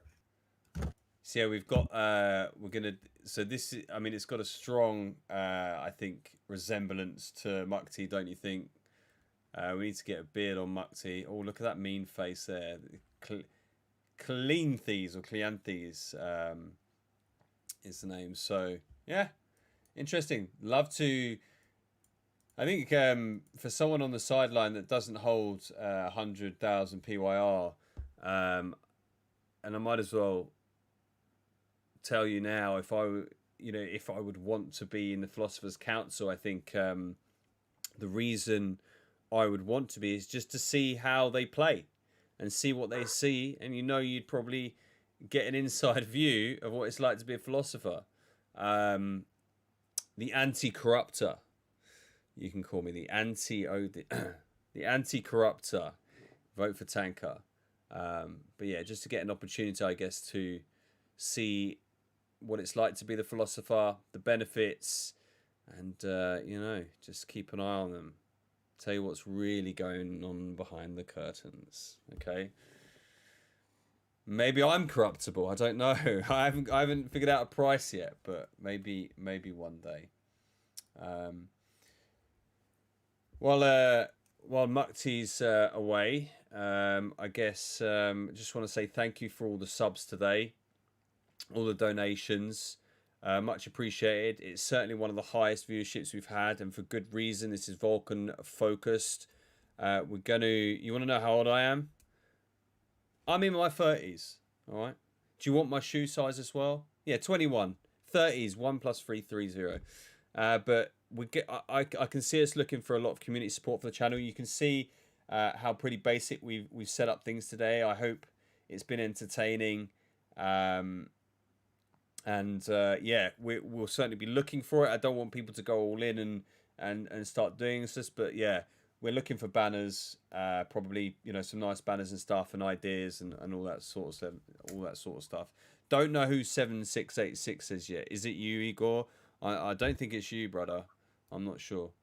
So yeah, we were just having a look at the resemblance. What do you think? Of Oh, Cleanthes. The resemblance of I don't know if we look too similar. It's got quite the yeah. I don't know if you can do the eyebrows. That's actually got. I can't. Give me a few years and maybe I'll. Yeah, a few years, a few months for in Athens, right? So I was just talking about really, becoming a philosopher myself, and I was balloting for votes, so we can swiftly move on. Nice, Tanker. You're getting my vote first time that's open. Absolutely. So next on the I was essentially saying that I would be the anti-corrupter, right? But maybe that's where I get corrupted. Yeah, true. You go two-side on the anti-corruption side. That everyone has a price, right? Mine's probably a catstronaut. I'm a low bidder. You're after a catstronaut, Tanker.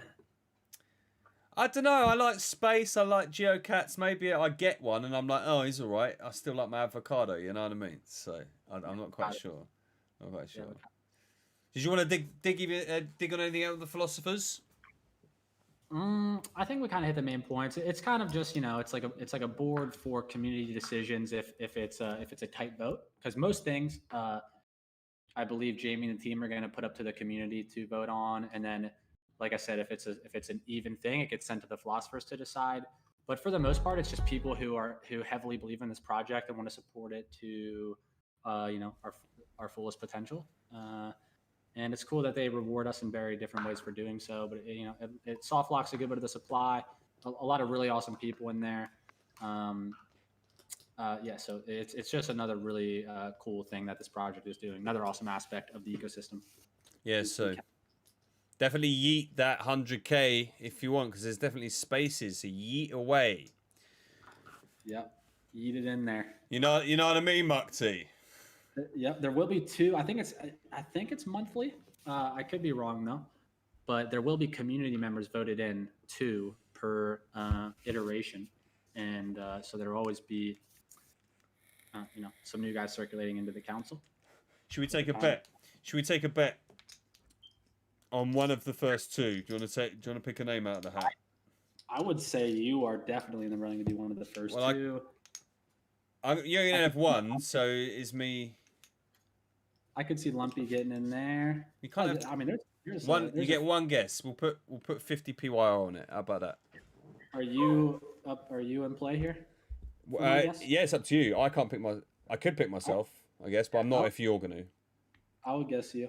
Okay, I'm gonna say Cercion. Is all I'm saying. I think he's already.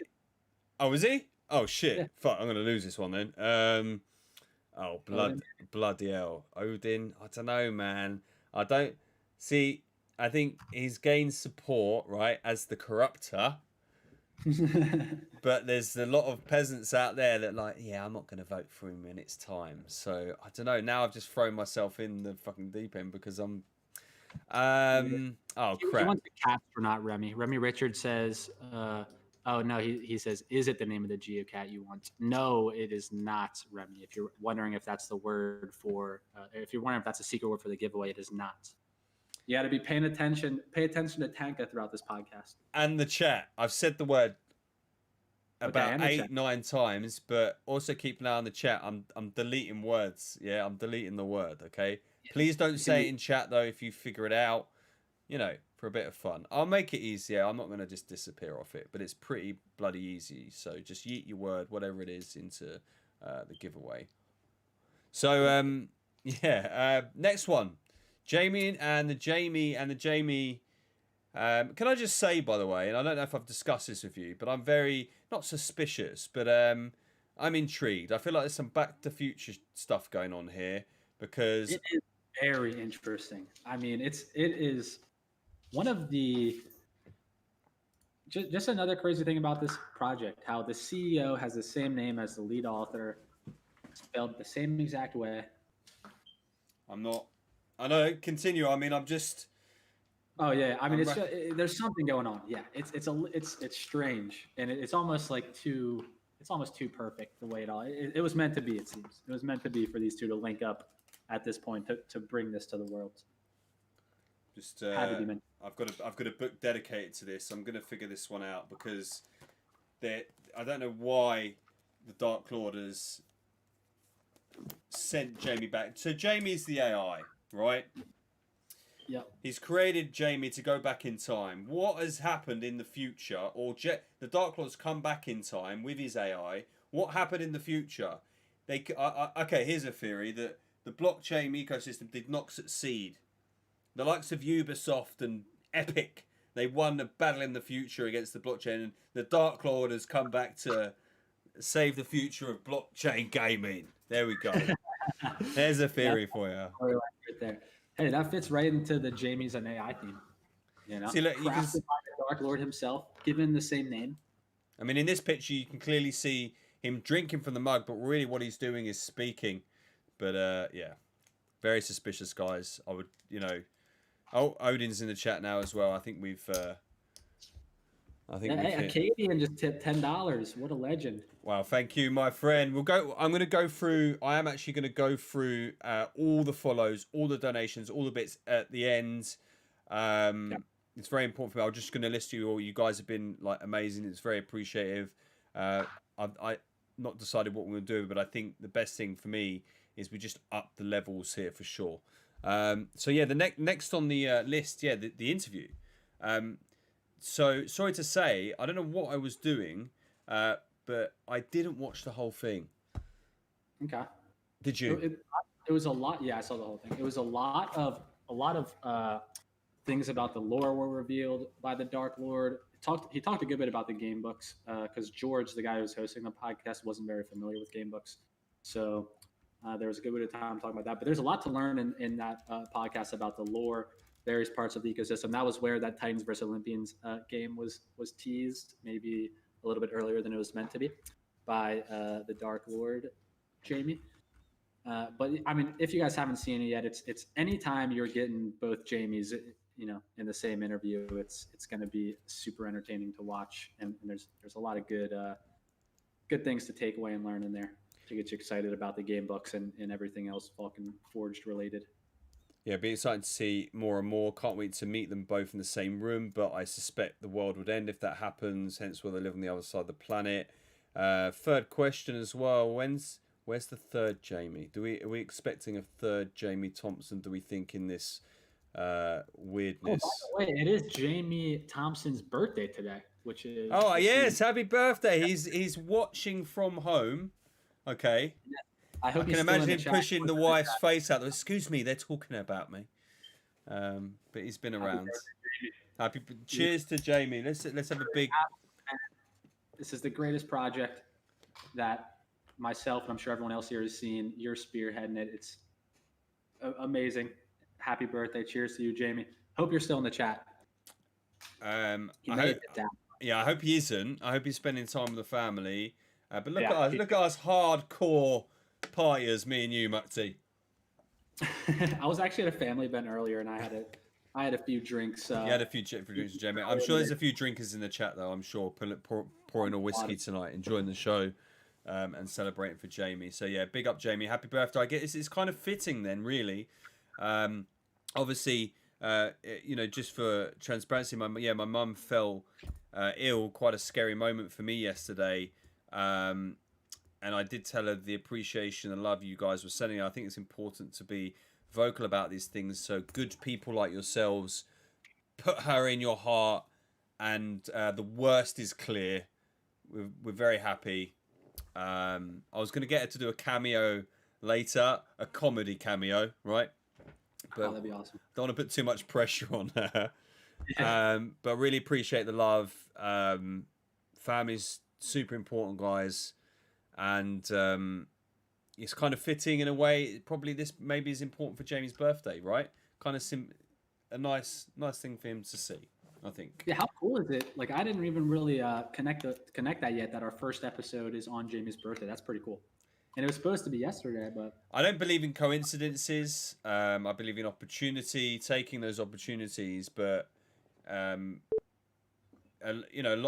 lot of stuff has had to work out in this world for things that, happen the way they are. I had to be here.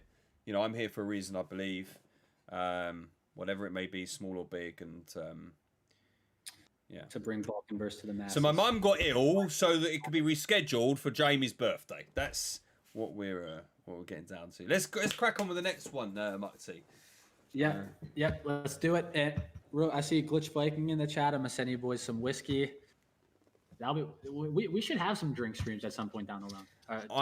I don't drink, Muxy. I'm a year and a half. I'm nearly 2 years sober. But I tell you what, I will be right back. I'm gonna go and get a 0%. I do fancy cracking a 0% beer. But next on the list, the PYR marketplace integration. This is huge. I'll tell you what we'll do. We'll just put this up then. I'll be right back. I'll get that 0% beer. I know it's happening. I'm neither nor excited for it. I'm enjoying the show. Can't wait to see what happens with the market. But yeah, take it away, I guess, with that, and I'll be right back. All right, gonna take it away here. So yeah, PYR marketplace integration is coming on May 10th, guys. The same day Berserk goes live. So that, as of right now, is like the most exciting date to look forward to. And I know a lot of us have been waiting for that for a long time. It's going to be huge for the PYR token, I think, because there's that extra layer of utility for it, where now if people want to go on the marketplace to get an NFT, rather than buying VeChain, they're now buying PYR. So that's a big catalyst for, buy pressure on the token. Very good for the price. And that's really when things are going to kick off here. May 10th, marketplace switches to PYR. Berserk goes live. And the grind really begins then. So keep your eyes out for May 10th.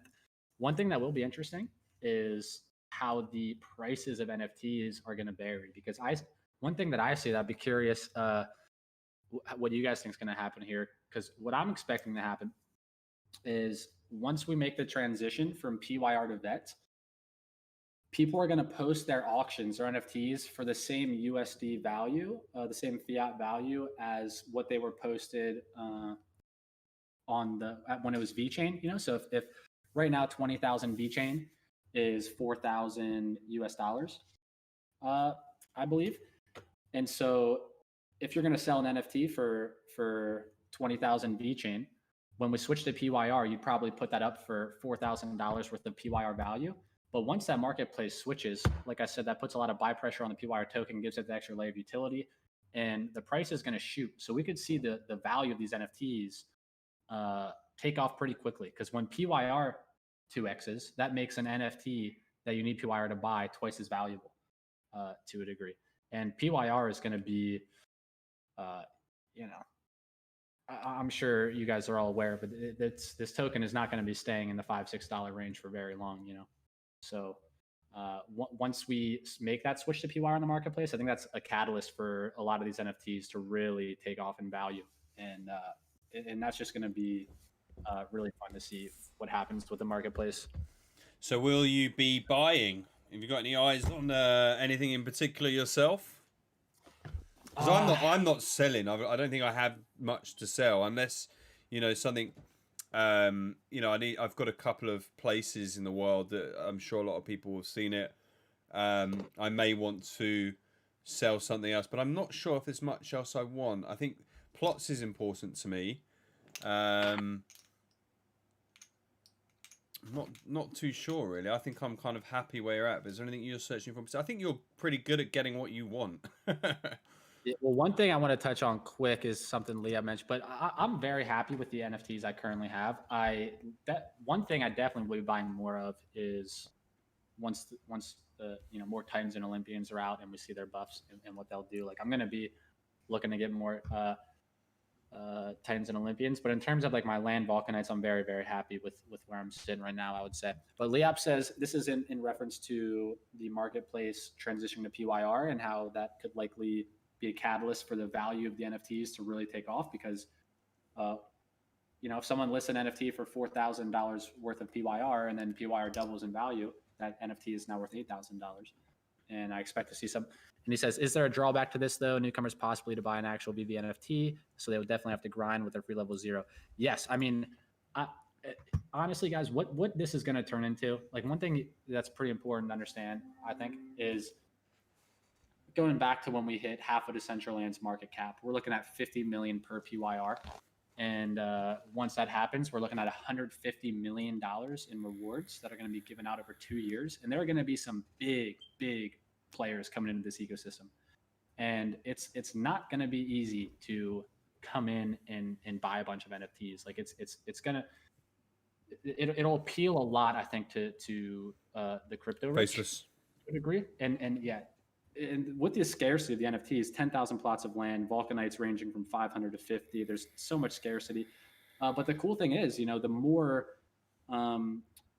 crypto rich people who are in this ecosystem playing, like to a degree, that is can give more opportunity to the small guy, because big players, especially if they're like influencers, YouTube, whatever, bring in, communities, large amounts of other people. And the bigger and better the game gets, more often that leads to more opportunity for the small guys in some capacity, one way or another. But yeah, it'll definitely be important for people to grind with their free level 0, for sure. But there's gonna, like, it's just, that's just how it is. With a project this good, the NFTs are gonna get super, super valuable, super rare, super hard to come by, and it's not gonna be cheap to buy in and get going. I'm hoping that, I mean, you can't give away stuff to convince people to come in. You want to prove that someone can come in, play and earn. And we know that the team and Jamie that's the goal. Like that is the goal here. So if it doesn't work, it's gonna balance. Like that's how I see it. It's like it's not set in stone, because if they've not reached the goal of the best play to earn economy out there, then they're gonna change it, because that's the goal at the end of the day, right? Like it's as simple as that. Like that's the goal. If it doesn't work, then they'll make it work. We'll find a way. Yeah, I mean, we like you say, Liap, we are incredibly early, and like if you're invested in this ecosystem, you should be super grateful, because a big catalyst for the takeoff is once the games are out, like even May 10th when Berserk is live, I think is going to be huge, because PUR switches to the marketplace, Berserk goes live. But then you think about when all the games are live, Vulcan Burst, Coddle Pets, and people start to hear about, and PYR goes to $20, $30, $40, and people start to hear about these tens, hundreds of millions of dollars up for grabs in rewards pools from this play to earn gaming ecosystem. Then they come and see what these games are you can play that turn all this money. They see Berserk gameplay, they see Vulcan Burst gameplay, they're like, holy shit, you can, and it's just people see it because we're very early. Like we to a degree had to speculate isn't the right word, but there's a little bit of faith involved that that things would come to fruition. But once you hang out in Discord for a little while and you see Jamie in action, like he is as integral part of this community as anybody, which is like that's really the true sign of a successful project, I think, is when you have a CEO whose project is his life and he's as dedicated as Jamie has shown he is. Like there's no doubt in my mind this is a winner. And I kind of forget where I was taking this to, but it's beautiful. We're super, super early, and we're going to get rewarded in a big way, because this is the best play to earn ecosystem ever created, no question. And I've been on a mission, and I've told you this. I need some FUD, right? I've been hanging out. You haven't seen my Discord. I've got every blockchain game there is on there, and I'll hang out sometimes. I need to get out of the VV Discord. I'm like, guys, what do you think of this? And I'm looking for FUD. Couldn't find it. All I got was, actually, that looks pretty good. Send me a link. And wow, that's actually much better than this one. Oh, yeah, I'm out of here. And a few of them have left, you know what I mean? But it's strong. But we're not there yet. And I like to be confident, but there's still all the hard work to do to make this the best play to earn system there is. The echo chamber is a thing, but I think, yeah, with that goal in mind and how adaptable Vulcan has been, right, it's a no-brainer. I mean, look at these. Look, I hate to say it, that crow's looking pretty delicious. What do you think about it? So So I don't know if I've asked you, but you've chosen. Oh, I've chosen. Oh, what have you chosen? Yeah. Do you know what I've chosen, right? Yep. Oh, that's a shame. That's a shame. Yeah, no, I mean, everyone should know. Oh, yeah, I remember you saying you got the spirit out because of the luck factor it's going to bring you. The luck factor, yes. The wisdom of the owl. And also because it's a winged and I don't have anything that's flyable, right? So I just wanted that variety. I'm hoping you can put it on your shoulder cool. or whatever. So what have you chosen? I don't know if you've actually told me. I mean, my instinct is saying the Dragonute. Yep, Liam guessed it too. Yeah, I went with Draconute. I didn't read that, by the way. I didn't read that. It was a dead split between Draconute and the Royal Galadriel. I like that you're loyal. I like that you're loyal to your quadrant. That's very important. I was split between Hades and Notice for a little bit, but I have since consolidated all my land and Valks into Notice, and I'm just gonna rep Notice and be a Notice guy. I think I like the idea of being pledged to one quadrant. It just makes it fun. But the deciding factor for me was just I think Draconute is just a way cooler name than I think it's the coolest name out of all the level 0 Vulcanites, honestly.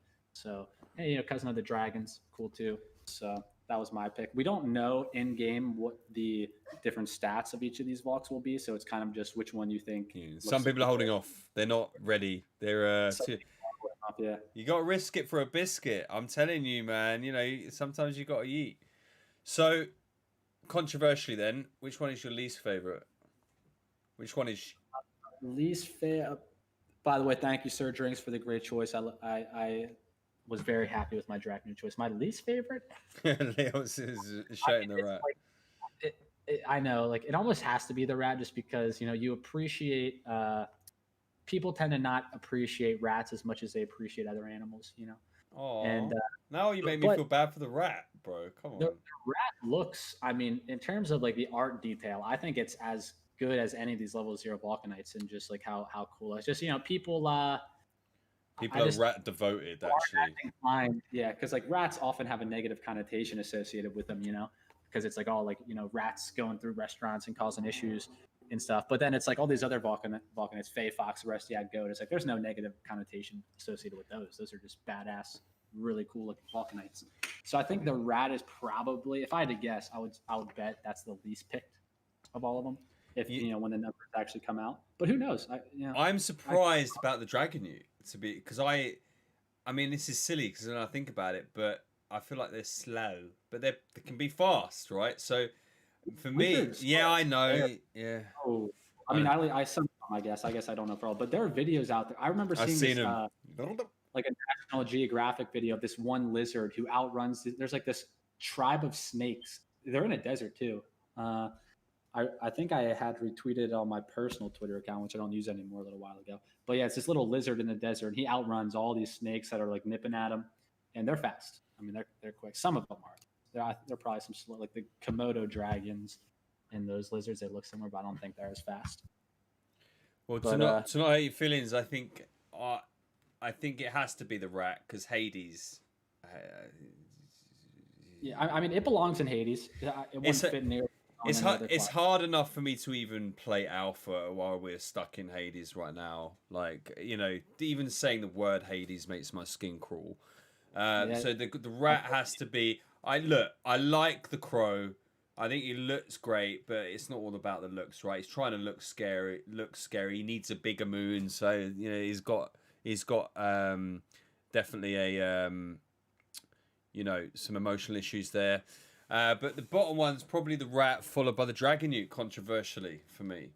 The least favorite. Well, you're not far off Leop here. He thinks it's going to be. Oh, actually, no. So Leop had Dragonute as the third most popular.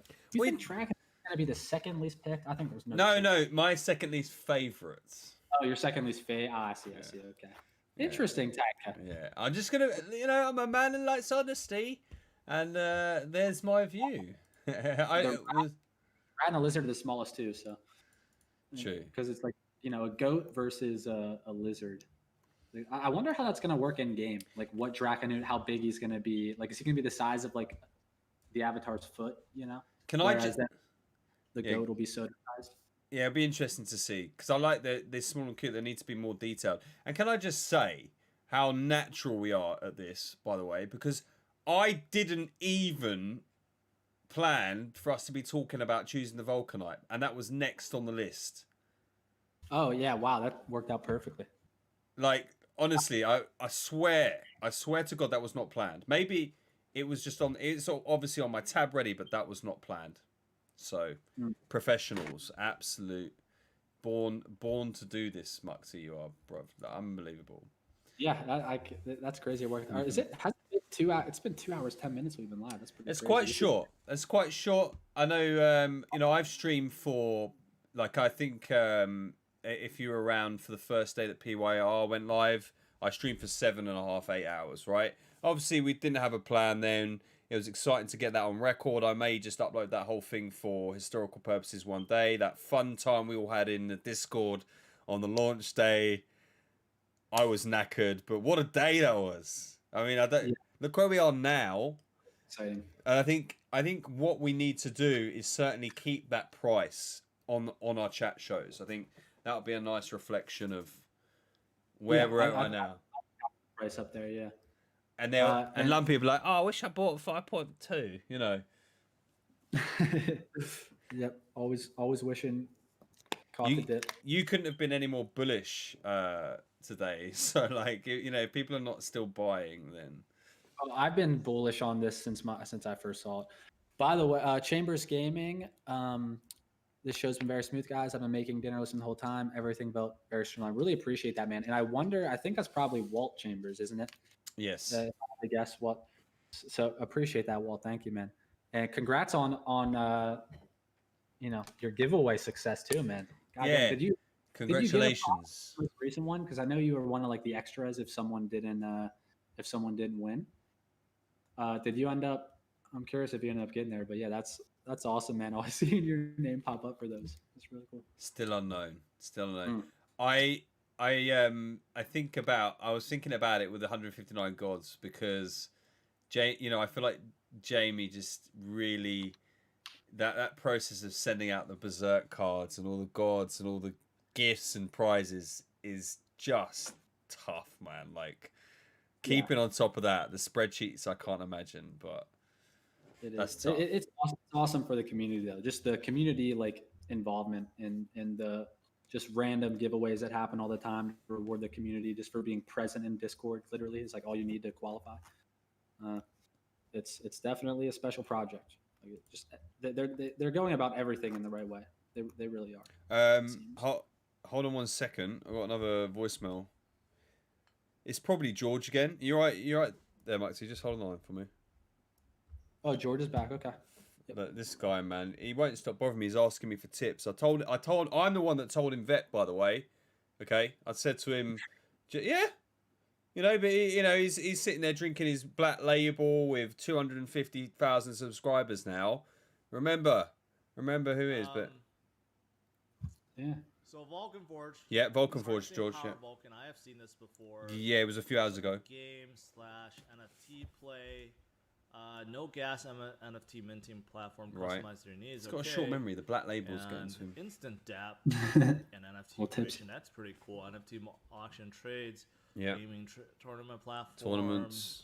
Vulcanverse. Yeah, I've seen this before. Yeah, it was like an hour ago. Good. I think it's pretty good. Of course, it's pretty good. A lot of NFT marketplaces and games, they're not doing well because it's too oversaturated. But if saturated, it comes back, maturated, this is one of them that could do really well. Of course, yeah. So put that on a maybe list. And maybe we're finding a lot of gems here. There's gems. Let's cut this motherfucker off. We've had enough of that guy. Well, we tried our best with George Moxie. He's put us in the maybe pile and the gem. So I guess we'll have to. I'm sure he'll come around. Next time you talk to him, Tanka, you gotta mention the reward pool. I mean, I'm wondering if he's 7686, and why would you? You got to yeet in first before you tell the subscribers. You know what I mean? I mean, me and you, Maxie, we'll tell him what's good, PYR. But I wonder if George is holding back and he's telling me porcupines. There's a chance. Yes, Dio did in chat ask who is George. He has a crypto channel called Crypto RS. It's called, right, Tanka? And he's a bunch of subscribers, and Tanka's got him to look at Vulcan Forged a few times. And he's fellow crypto investor. He's got a YouTube channel, and we've been Lumpy says turn Mucky down again, please. Yeah, sorry about that, guys. Sorry, my bad. Thanks for being on top of it all. I had to turn it up for George, but it's peaking with Mutsy. My apologies. So yeah, George Crypto. He's a guy that speaks a lot of sense and has some great tips. I'm not saying they're from me, but they're not actually from me. But we're going to convert George one day, and then actually, perhaps he can interview Jamie. I don't think he'll want. He's not one. I don't think to be interviewed. He's more the interviewer. So I'm looking forward for Jamie to actually be interviewed by him when it's obvious that we are the biggest, the best. No, let's say not biggest and best, but certainly the ecosystem to look at when you're trying to look at blockchain. So Crypto Ass, I love the guy. I think he's great. But yeah, he's slowly converting for sure. A little bit of fun for you there. Yeah, we'll get him in here. And like I think the biggest part of this project that's slept on, that isn't understood by even people who are invested in the project already, but let alone people who haven't looked into it and don't know anything about it yet. But it's the play to earn rewards from staking lands and playing these games. Assuming it's going to get competitive, don't get me wrong. There's going to be people grinding their asses off to top the lava leaderboards. But the amount of money that's going to be up for grabs here, people really are underestimating in a big way, I think. And once people understand the amount of money that's going to be earned through gameplay here, that's going to be the biggest contributing factor to one of the biggest contributing factors, I would say, to getting new players and new investors and stuff. Yeah, everyone will get a nice slice of the pie for sure, Lumpy. And it's also the thing that's really cool too, that I love about this is when you invest in a crypto project, it's kind of just allocating your money to wise areas, like good projects you like and want to see succeed. But to a degree now, it's like when you invest here, you're investing in yourself almost, because you can buy an NFT that you can then use and spend 10 hours a day playing with. That gets you more options to earn. And you can then sell that NFT potentially down the line for more than you paid for it. Or you can use it to like if it's a Vulcanite, for example, to forge, get other NFTs, sell in the marketplace. So it's not just investing your money in a project and sitting back passively and letting it do its thing. It's like you're actually in here, you're active, you're playing these games. When you spend $10,000 on NFT, you're in there using it every day, and you're playing games with it, interacting with it, and it gives you the opportunity to earn more in this ecosystem. Something that not many other NFT projects have going for them. There are, of course, other NFT gaming ecosystems out there. But this is the biggest and the best. I think Igor points out, you really think it's possible from 0 to hero? Start with only level 0 Volk without land to level 7 land. Now, I'm inspired to prove this. That you can. First of all, you've heard, if you were in earlier, the magnitude of this goal for people with little or nothing to earn playing a game. First of all, like, I still don't believe it. I know it's going to happen, but I need to see it. The reason I need to see it is I'm going to be pumping out material simply to go, hello guys, look at, I'm playing a game and I'm earning. However, I may have a small head start. So the 0 to heroes, and Faceless isn't really got 0 anymore. However, I'm out to prove that, and we will see.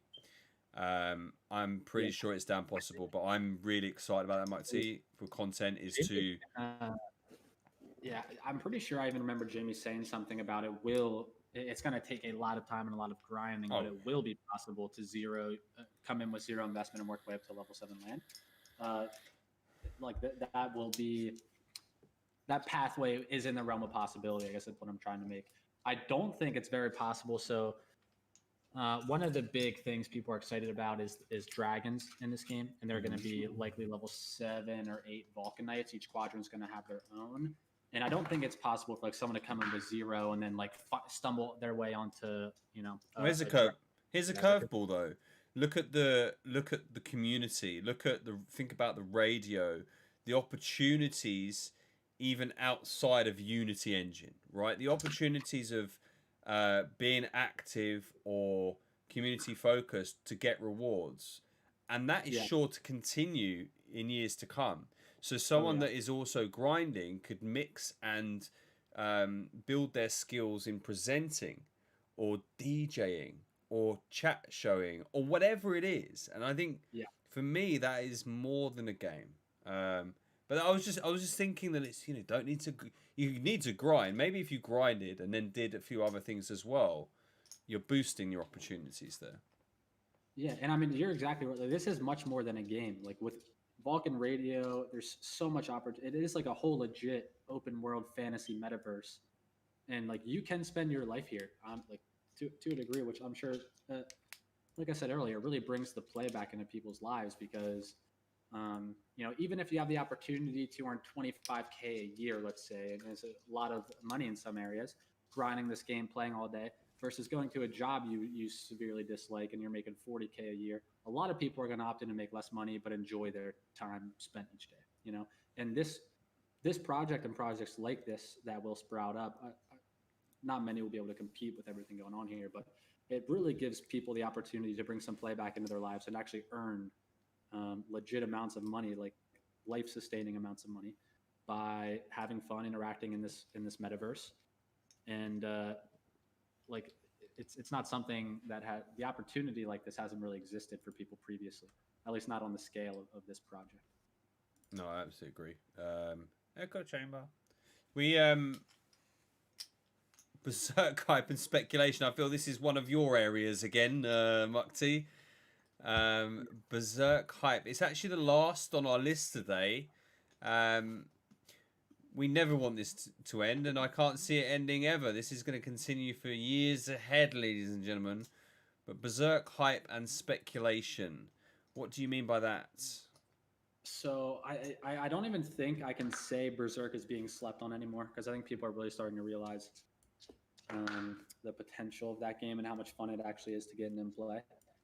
And so Mukti's berserk. Mukti's hyped. I know this about you, that it's probably you're looking for. So quick question for your berserk: have you built a deck already then that you're ready to?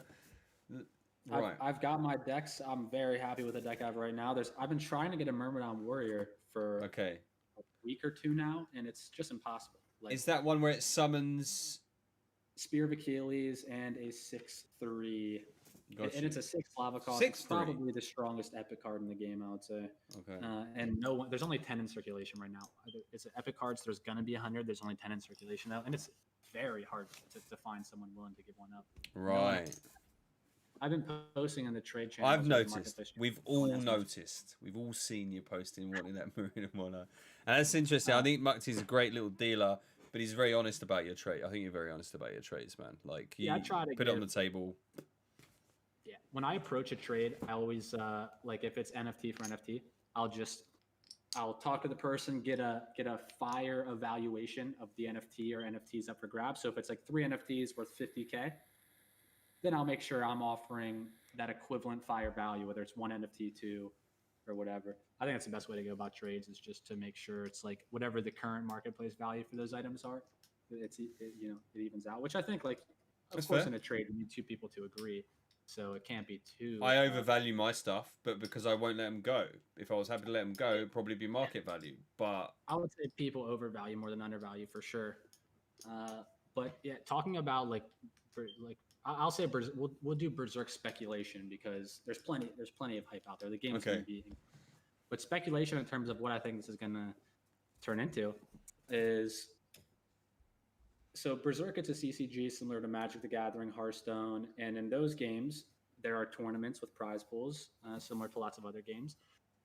But Berserk, because it's in the Vulcan Forged gaming ecosystem, your prizes are PYR and Vulcan Forged NFTs, Vulcanverse NFTs, or I guess not Vulcanverse NFTs, but like in the last Berserk tournament, first place got a Cronus or a Zeus, second and third got their choice of a god, land. 4th through 8th got land.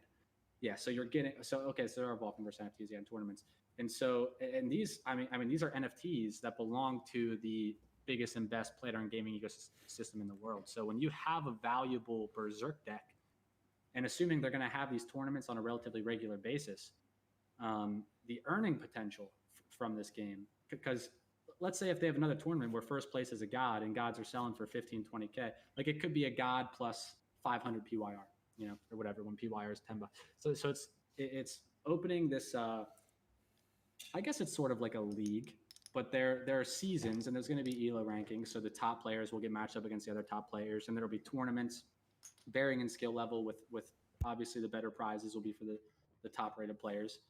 But it's just going to turn into a super competitive and super fun. It's basically going to be Hearthstone Magic. Like people love CCGs. It's a very fun game genre. But now you're playing for high stakes. And if you want to get in and have a strong deck, like people are now starting to see the value in these decks, and cards aren't cheap. Like if you want to get, you know, like if you want to build an entire deck for Berserk and be like strong and competitive, you're going to be putting in, a good chunk of money for sure. Like it's not necessarily cheap, but the reason for that is because by having this deck, by having these cards, you are now in the running to have deep runs in tournaments. And potentially get lucky and win lots of prizes. Because there definitely is a decent bit of variance to the game. Like sometimes you just get screwed right off the bat, terrible starting hand, and the game's just over before it begins. But a lot of the times they're super close games, and just like the difference of having one card versus not having it, can make the difference. And it's as of right now, it's very well balanced, very fun game, and the potential for it is unlimited. Because Gods Unchained is a blockchain CCG that's out there. It's probably the most popular right now, but it's on Ethereum. It looks good. Which a lot of people hate. And the fact that this one is tied into the rest of the ecosystem and the prizes up for grabs are PYR and NFTs for other games, it's just very unique in that way. And yeah. Are the cards forageable? You would expect so, right? Of course. No. So you're going to be able to forage Berserk cards, yeah, or at least fragments of them. Or no, I think they come in seeds. Because I think in one of the articles about seeds from a few weeks ago, they gave an example of like a edition 4 out of 100 Sepulchral Armor, which is a Hades card, and it comes in like a seed, and then you farm the seed or you sow it in your land, and after so many days, and you put so much PYR in with it, then you get the NFT at the end of that time period. And I think Berserk cards will definitely be like forageable in game for sure. And probably the higher tier cards, the mythics and epics, you'll need to have level 5, 6, 7 land probably to get those fragments. I have a gripe. Okay. And it is say I want to build a deck. Yes. I now don't have the chance to, let's say, discover a deck. Mm-hmm. And I think I am on the fence where I'm trying to say I want to discover a deck, then go out to the market and purchase said deck. Instead of having to purchase all the cards to discover a deck. One at a time. I don't know if there's any progress on that. I think so. I do think like opening a pack of Yu-Gi-Oh or Pokemon cards. Like you get a deck and there's a bunch of cards in there. Are you saying you'd rather see that than just buying like each card one at a time on the market? No, not at all. I'd like to play with all the cards, non-competitively, none for rewards, and actually a really dumbed down way. And when I say dumbed down, I want, even the it to be not boring, but I don't want you want to feel like that you're in a training arena, right? Not on the battlefield. I think you do need to dumb that down, okay? And of course, no rewards, but for the deck discovery. So I can't, I spent a lot of time playing Hearthstone. It's probably the game's second to Vulcan Forged where I've invested most of my money. But I spend a lot of time in deck discovery. Take one card out, put one more card in, but putting that one card in makes me take another one out. That is very expensive to do without access to deck discovery. I'm going to be pushing that quite hard. I can imagine if something comes out down the line along those lines. I thought I'd mention it to you, just so you can poke the bear. Odin says here there will be future seasons, and I imagine decks will show face again. So that's kind of separate from what you were just talking about there. But that would be cool though, Odin, if they get back to like packs of cards, and so rather than having to go buy one at a time, you get like a pack that has 5 to 10 cards in it and can sell the extras on the MP. Like I hope when they have new seasons and release new cards, that's how they do it. That'd be really cool. And they could even do something, because I know it's been mentioned how playing Berserk and winning gets you like raffle tickets. And then you can enter them for various raffle giveaways. So it'd be cool if they do something like that. Like you can just stack up raffle tickets and then get in the entry to win these decks for future seasons and stuff. Not sure, but there is really unlimited potential with Berserk. that I have very high hopes, and I'm super excited for that game for sure. That'll be what I'm playing the most outside of Vulcanverse, I would say. And you played Hearthstone before. You played other CCGs, have you? Yeah. You'll often Hearthstone's see me. first You'll often see me number. playing Hearthstone on Discord because it's a game I can go into, do other stuff, and take my turn doing it. I love it.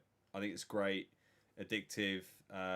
Yeah, and I'm with you 100%. I think Berserk is. People think it's going to be bigger than Vulcanverse. I don't believe that, but it's equally as huge.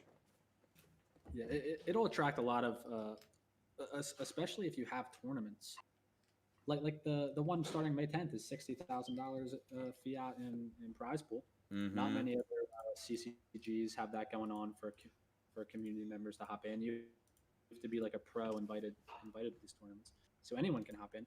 Obviously, you need a little bit of an investment to get a strong enough deck to compete at a high level. Yeah. Just because the neutral cards, there are some strong ones. Like I use, for anyone out there watching, Warrior of Ares and Spartan Phylarch. They're both 2 costs, both probably the 2 Rage. strongest neutral cards. You should, Warrior of Ares has Rage. You should definitely run those in your deck. I use those in my deck even. But a lot of the neutral cards just really can hang with the NFT cards. Those are 2 solid ones. But it definitely is worthwhile to have a strong deck. It just makes it more fun, and you'll likely be winning more games the stronger your deck is versus just using neutral cards. But with that being said, anyone can hop in and play with the neutral cards, and because of the ELO system, it's not like you'll be going up against people with strong NFT decks every game getting stomped, because it'll even itself out to where you get matched up to opponents of similar skill level.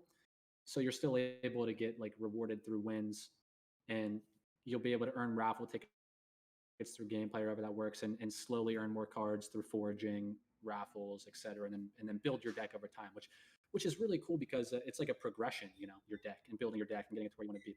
It's almost impossible to just come in and buy everything you want right off the bat, mostly because there aren't enough cards on the marketplace anymore, and some of them are, not too cheap to acquire. So it's going to be a fun progression, and there will be lots of ways to earn cards outside of just buying them on the marketplace. Yeah. You've actually done something fantastic. So this graphic here. Yeah. Yeah. Very nice. Thank you, Tanka. Threw that together in Canva a little bit. I think this morning or last night I finished it. Morning I had it started last night. The upcoming events as well. I love it. I think. Yeah. We can go over those quick before we. Yeah, I think we've covered a lot today. I think it's been amazing, Mutzi. I think we'll find our roots here and have a lot more fun to come. But yeah, let's talk about the upcoming events, because actually, it's something I need to print out because I feel like I'm slightly behind. So we've got tomorrow. There's a quiz. Yep. So tomorrow, I think if you're in the Discord, you can, you're in the running time. I'm in the Discord. The questions are going to be based. I think it's I could be dead ass wrong. I should pull up the Discord just to make sure. But I think the questions are going to be based on the philosophers, not like the Council of Philosophers members, but like the Cleanthes, Anastasia, tutor of Socrates, Protagoras, and I'm drawing a blank on the other 2 right now, but it's going to be related to those philosophers' questions and on like different parts of Greek mythology and stuff, and the announcements in the Discord. But probably going to be some nice prizes. I feel like the prizes were already announced. It's going to be PYR. Faceless quiz tomorrow, mate. Quiz Faceless. I know that Faceless is killing it, absolutely killing it with the quiz. Big up. Yeah, I've written it down. Actually, you're right. 200 Leop, 200 PYR for top, 100 PYR for second, 50 for third. Faceless, thank you for. He says cute dog. There's 2. Yep, got 2 pups. They're eating dinner right now, but I would bring them on camera. Dogs. So yeah, so the quiz tomorrow. Boreas open for alpha testers Monday. No, wait, that's Tuesday. Are you kidding me? Tuesday, yeah, May 4th. Boreas is open. I bet it's May 5th. Is all I'm saying. Good. Some of the pictures for Boreas, like there was this one cave. It looks like a gorilla head. and like its teeth are like in the entryway. Brace is pretty sick. Yeah. Brace is pretty sick. No, I won't look. I'm a true Arcadian. I may have spent too much time in the early part of this year in Arcadia, but I love Notice. I bought a plot by the pyramid and the river. I love it, and I'll be seeing you there. I mean, I'm half from the sand. Okay, not to give too much away, but I'm half from a place where the pyramids are. So I definitely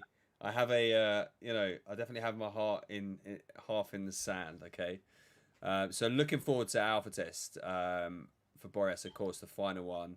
More to come on that. I mean, we're so bloody close, Jamie. You know what I mean? Get on with it. May 5th. So I had a quick look at Charlie's stream. Yeah. Don't really know. I've saved him on the Spotify podcast, but yeah, something to look forward to on the May 5th. God, it's just jam-packed, right? May 7th. So blockchain integration implements all lands. So perhaps we'll be able to... Well, we can't really do much if we want to pump it with the lava we've got from the gems. And I guess that's all to do with Alpha. Mm-hmm.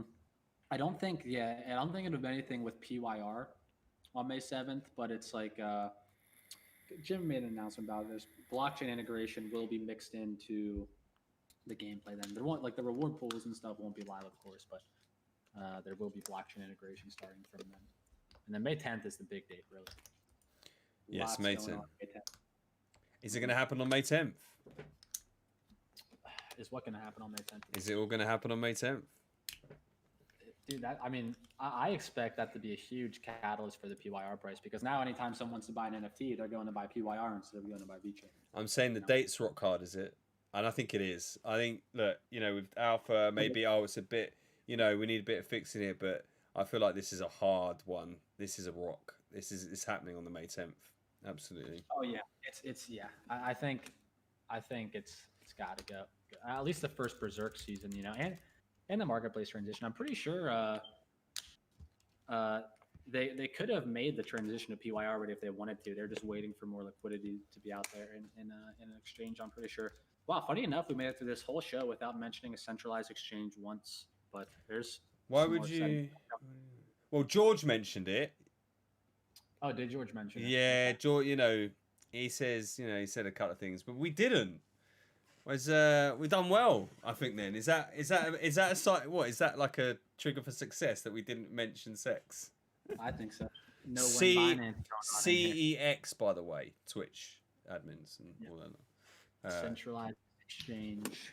All right. Well, which one is it? Go on. Which one is it?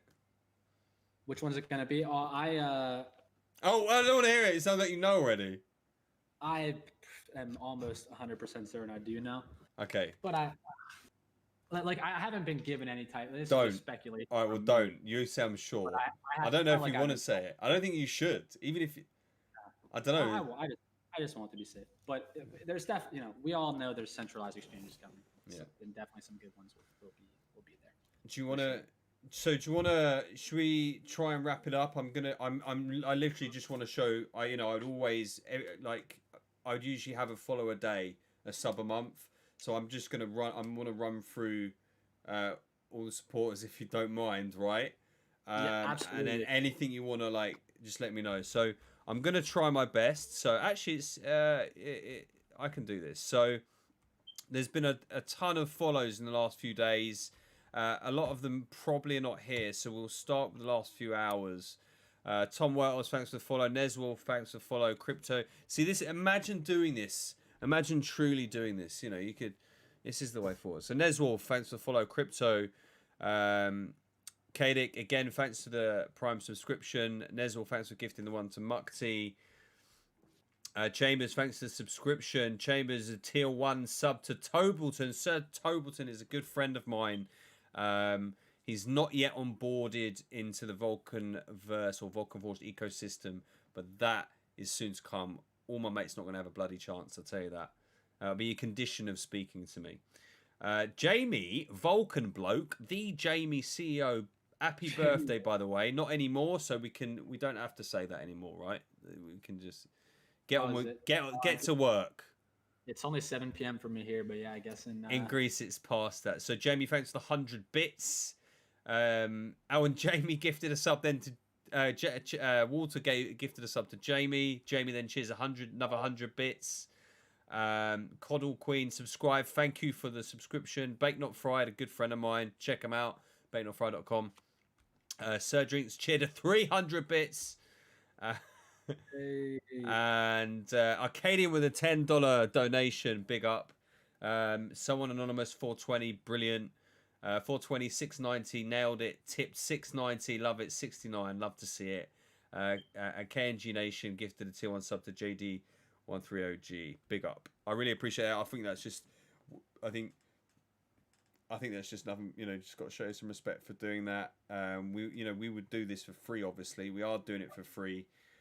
We'll do pay to chat later on when we've when we're too important to speak to. What do you think?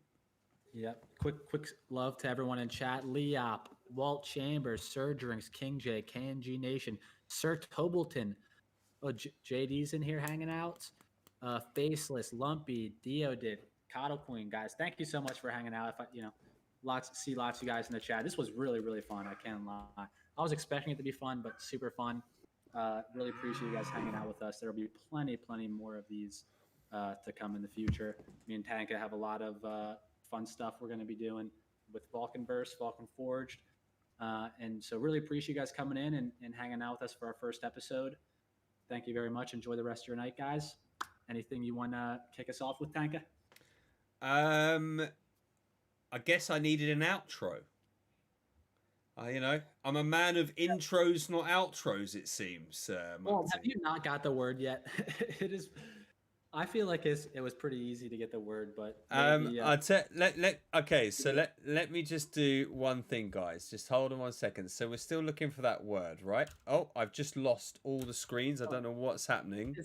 Hold fire, guys. Hold fire. We're back again, right? Did something happen? You'll get the word somewhere. We'll get it to you. Did something happen? So you want?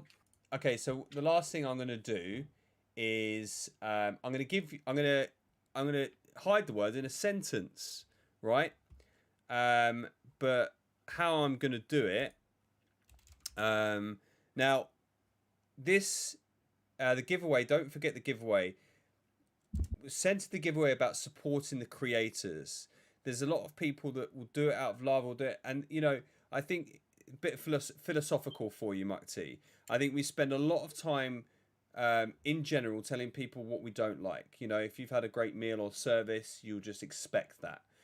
So please tell and show support for people that have done you good, reviews, whatever. But in this ecosystem, supporting the creators. Now, what I'm gonna just hold on. I'm just trying to prepare. I'm so new to this. Frozen for some reason. Let me have a look. Oh. What happens? That's a bit weird. That's quite annoying. Hold on. Let me. There we go. We're back again. So, there is a guy that I watch a lot of the time, and I've learned a lot of him. I started streaming because of him. He's not a big streamer, and big up Odin for the subscription. Wait for the word, guys. And I'll tell you what I'll do. I'll be cheeky about it. Okay. I'm going to raid this guy, this friend of mine, and I just want you to say hello to him. His name's Jezza, and I will put in the word in that stream for you. Just say hello. He plays games. This is a guy, by the way, that's not crypto much. I think it's a very hard challenge. A lot of people know I do crypto, but there's this hard barrier. And I'm trying to break that down with friend groups of mine. It's very difficult. A lot of people are very close-minded to it for whatever reason. Well, it's a big deal. But in 20 years, it's the norm. You'll be able to buy your groceries. But I'm going to raid Jezza, and I'm going to put the word in that stream in about 30 seconds. And then just say hello and say where you came from, all right? I love you lot. Also got Glitch Viking with the sub. Big up Glitch Viking. Big up Glitch Viking. What one? Big up. Now that's a 4% off right there. The GV sub. Big up. So yeah, I'm gonna send them off. So yeah, Mukti, we're raiding. It basically sends everyone over. I'm sure you know about it. And I'll put the word in the next channel. just say hello to my friend Jezza. He's a real nice guy. You may not be interested in the gaming, but just hang around for that minute to catch the word. Good night from me, Tanker. Cheers, guys. This was so much fun. We'll see you guys very soon in the next one. Next week. Yes. Your turn, Mutzi. Good night. Yes. Later, guys. We might have him for a few more seconds. I'm not sure how it works, really. But Okay. check. That was really fun, Tanka. It was amazing. Yeah? You enjoy it? So we're raiding Jezza now. Are we still, I think we're still, oh, now it's off. Okay, nice. Okay, so watch Jezza. This is my friend, by the way. And like, it just felt right. I'm going to say in all caps, Tanka raid. The raid. 24. Tanka raid. Men. Madness. How was the podcast? Tanka with the sub. Take a road. Welcome everyone. I'm Jezza. Oh, he knew about our podcast. He just asked. Yeah. I don't do all the things Tanker does, but I try to entertain. How is everyone? How was Tanker's how was the podcast? Thank you for the follow. Be faceless. Accent is great. I don't know. So okay, stuff like this Tanker is very important to me. Thank you for the 9 months sub. Yeah, this is awesome. I'm gonna get Yeet in here as well, Hi, Dick. Glitch so people can now Sir see. Sultan, thank you for the Press follow. you. I can't send you. Podcast great. Good to hear. I don't expect anything else when watching Tanker. JDI Triog, thank you for the follow. So yeah, I remember I was in someone's Discord. We'll hang out for 5 minutes. A bit of chill time, yeah. Thank you for the follow. Yeah, But, this is fun. He's very happy with the host. Well, raid. he gets less than 10 viewers. Sometimes he'll get more. Certainly more successful than me. Which is But he's funny. He's not in the server at the moment. Dude, we had I was surprised with the amount of people we had in there, dude. We barely dipped below 30 viewers. Like we were at 27, 28 for a bit, but we were at 40 plus for a little decent while. That was awesome. So can you get the recording then, Tanka, for YouTube, or how does that work? From the UK. Because it's 2 hours long. I don't even know if we can upload that to YouTube. It was great. Good. I was out at barbecue, so. I'm sorry, but everyone's following. It's fucking sick. Like normally you can raid and then everyone fucks off. So like when you send a raid, you got to explain because he's not playing a game you want. Yeah. No, this was so nice of you, dude, to do this. This is awesome. Well, we'll close every stream with giving. Thank you, everyone. Much appreciated. Glad you are here. Oi! Nice and leave. He's playing the most boring game of this game anyway. Daisy, I've not played this game before, but yeah, it looks like he's I know. cooking some steak. Thank you, everyone, for Cooking the some follows. steak Thank on a you. stick there. Does that give you a buff or something? This or is healing? DayZ. Here originally before Not heard of Yeah, it before. Right. go and give Tanker a I've follow. heard of it. I haven't played it.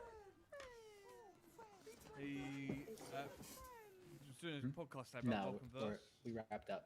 Me and Tanker, we rated this guy. Massively up on it. The puppies do? Okay. Tanker's quite passionate about it. Tanker, I'm about to go take my dogs out. They have to go potty. Apparently, we're gonna have some dinner then. But dude, what a great show. That was really fun, man. While playing And with we'll keep building on this. You know, but I won't- Your Obviously turn lots next of- time, motherfucker. Thank you guys all for I'm gonna need to hop in call with you so I can get all my shit set up. And also, we'll download Vimex. Vimex. Or whatever that Stupid. yeah. I feel like that'd be pretty nice for us too. So we'll get that. But all right, Tanka, I'll be in touch very soon, man. This was definitely Well a done. big success. Well played, man. Well played. All right, man. Sick. Talk to you soon. See you later, man. Later. Secret word is yeet.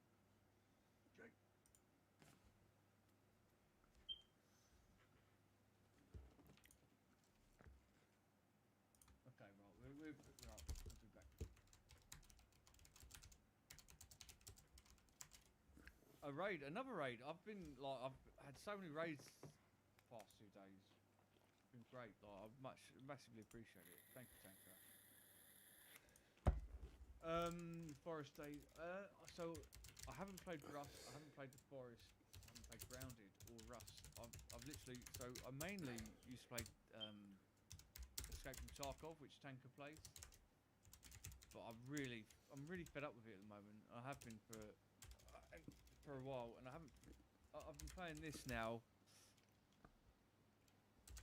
This is Arcade. No one will exactly. I've been playing this. I got this in December. And me and Tanker played it for a little bit, and then I stopped playing. Played Escape from Tarkov again, and I picked this up again like 3 weeks ago.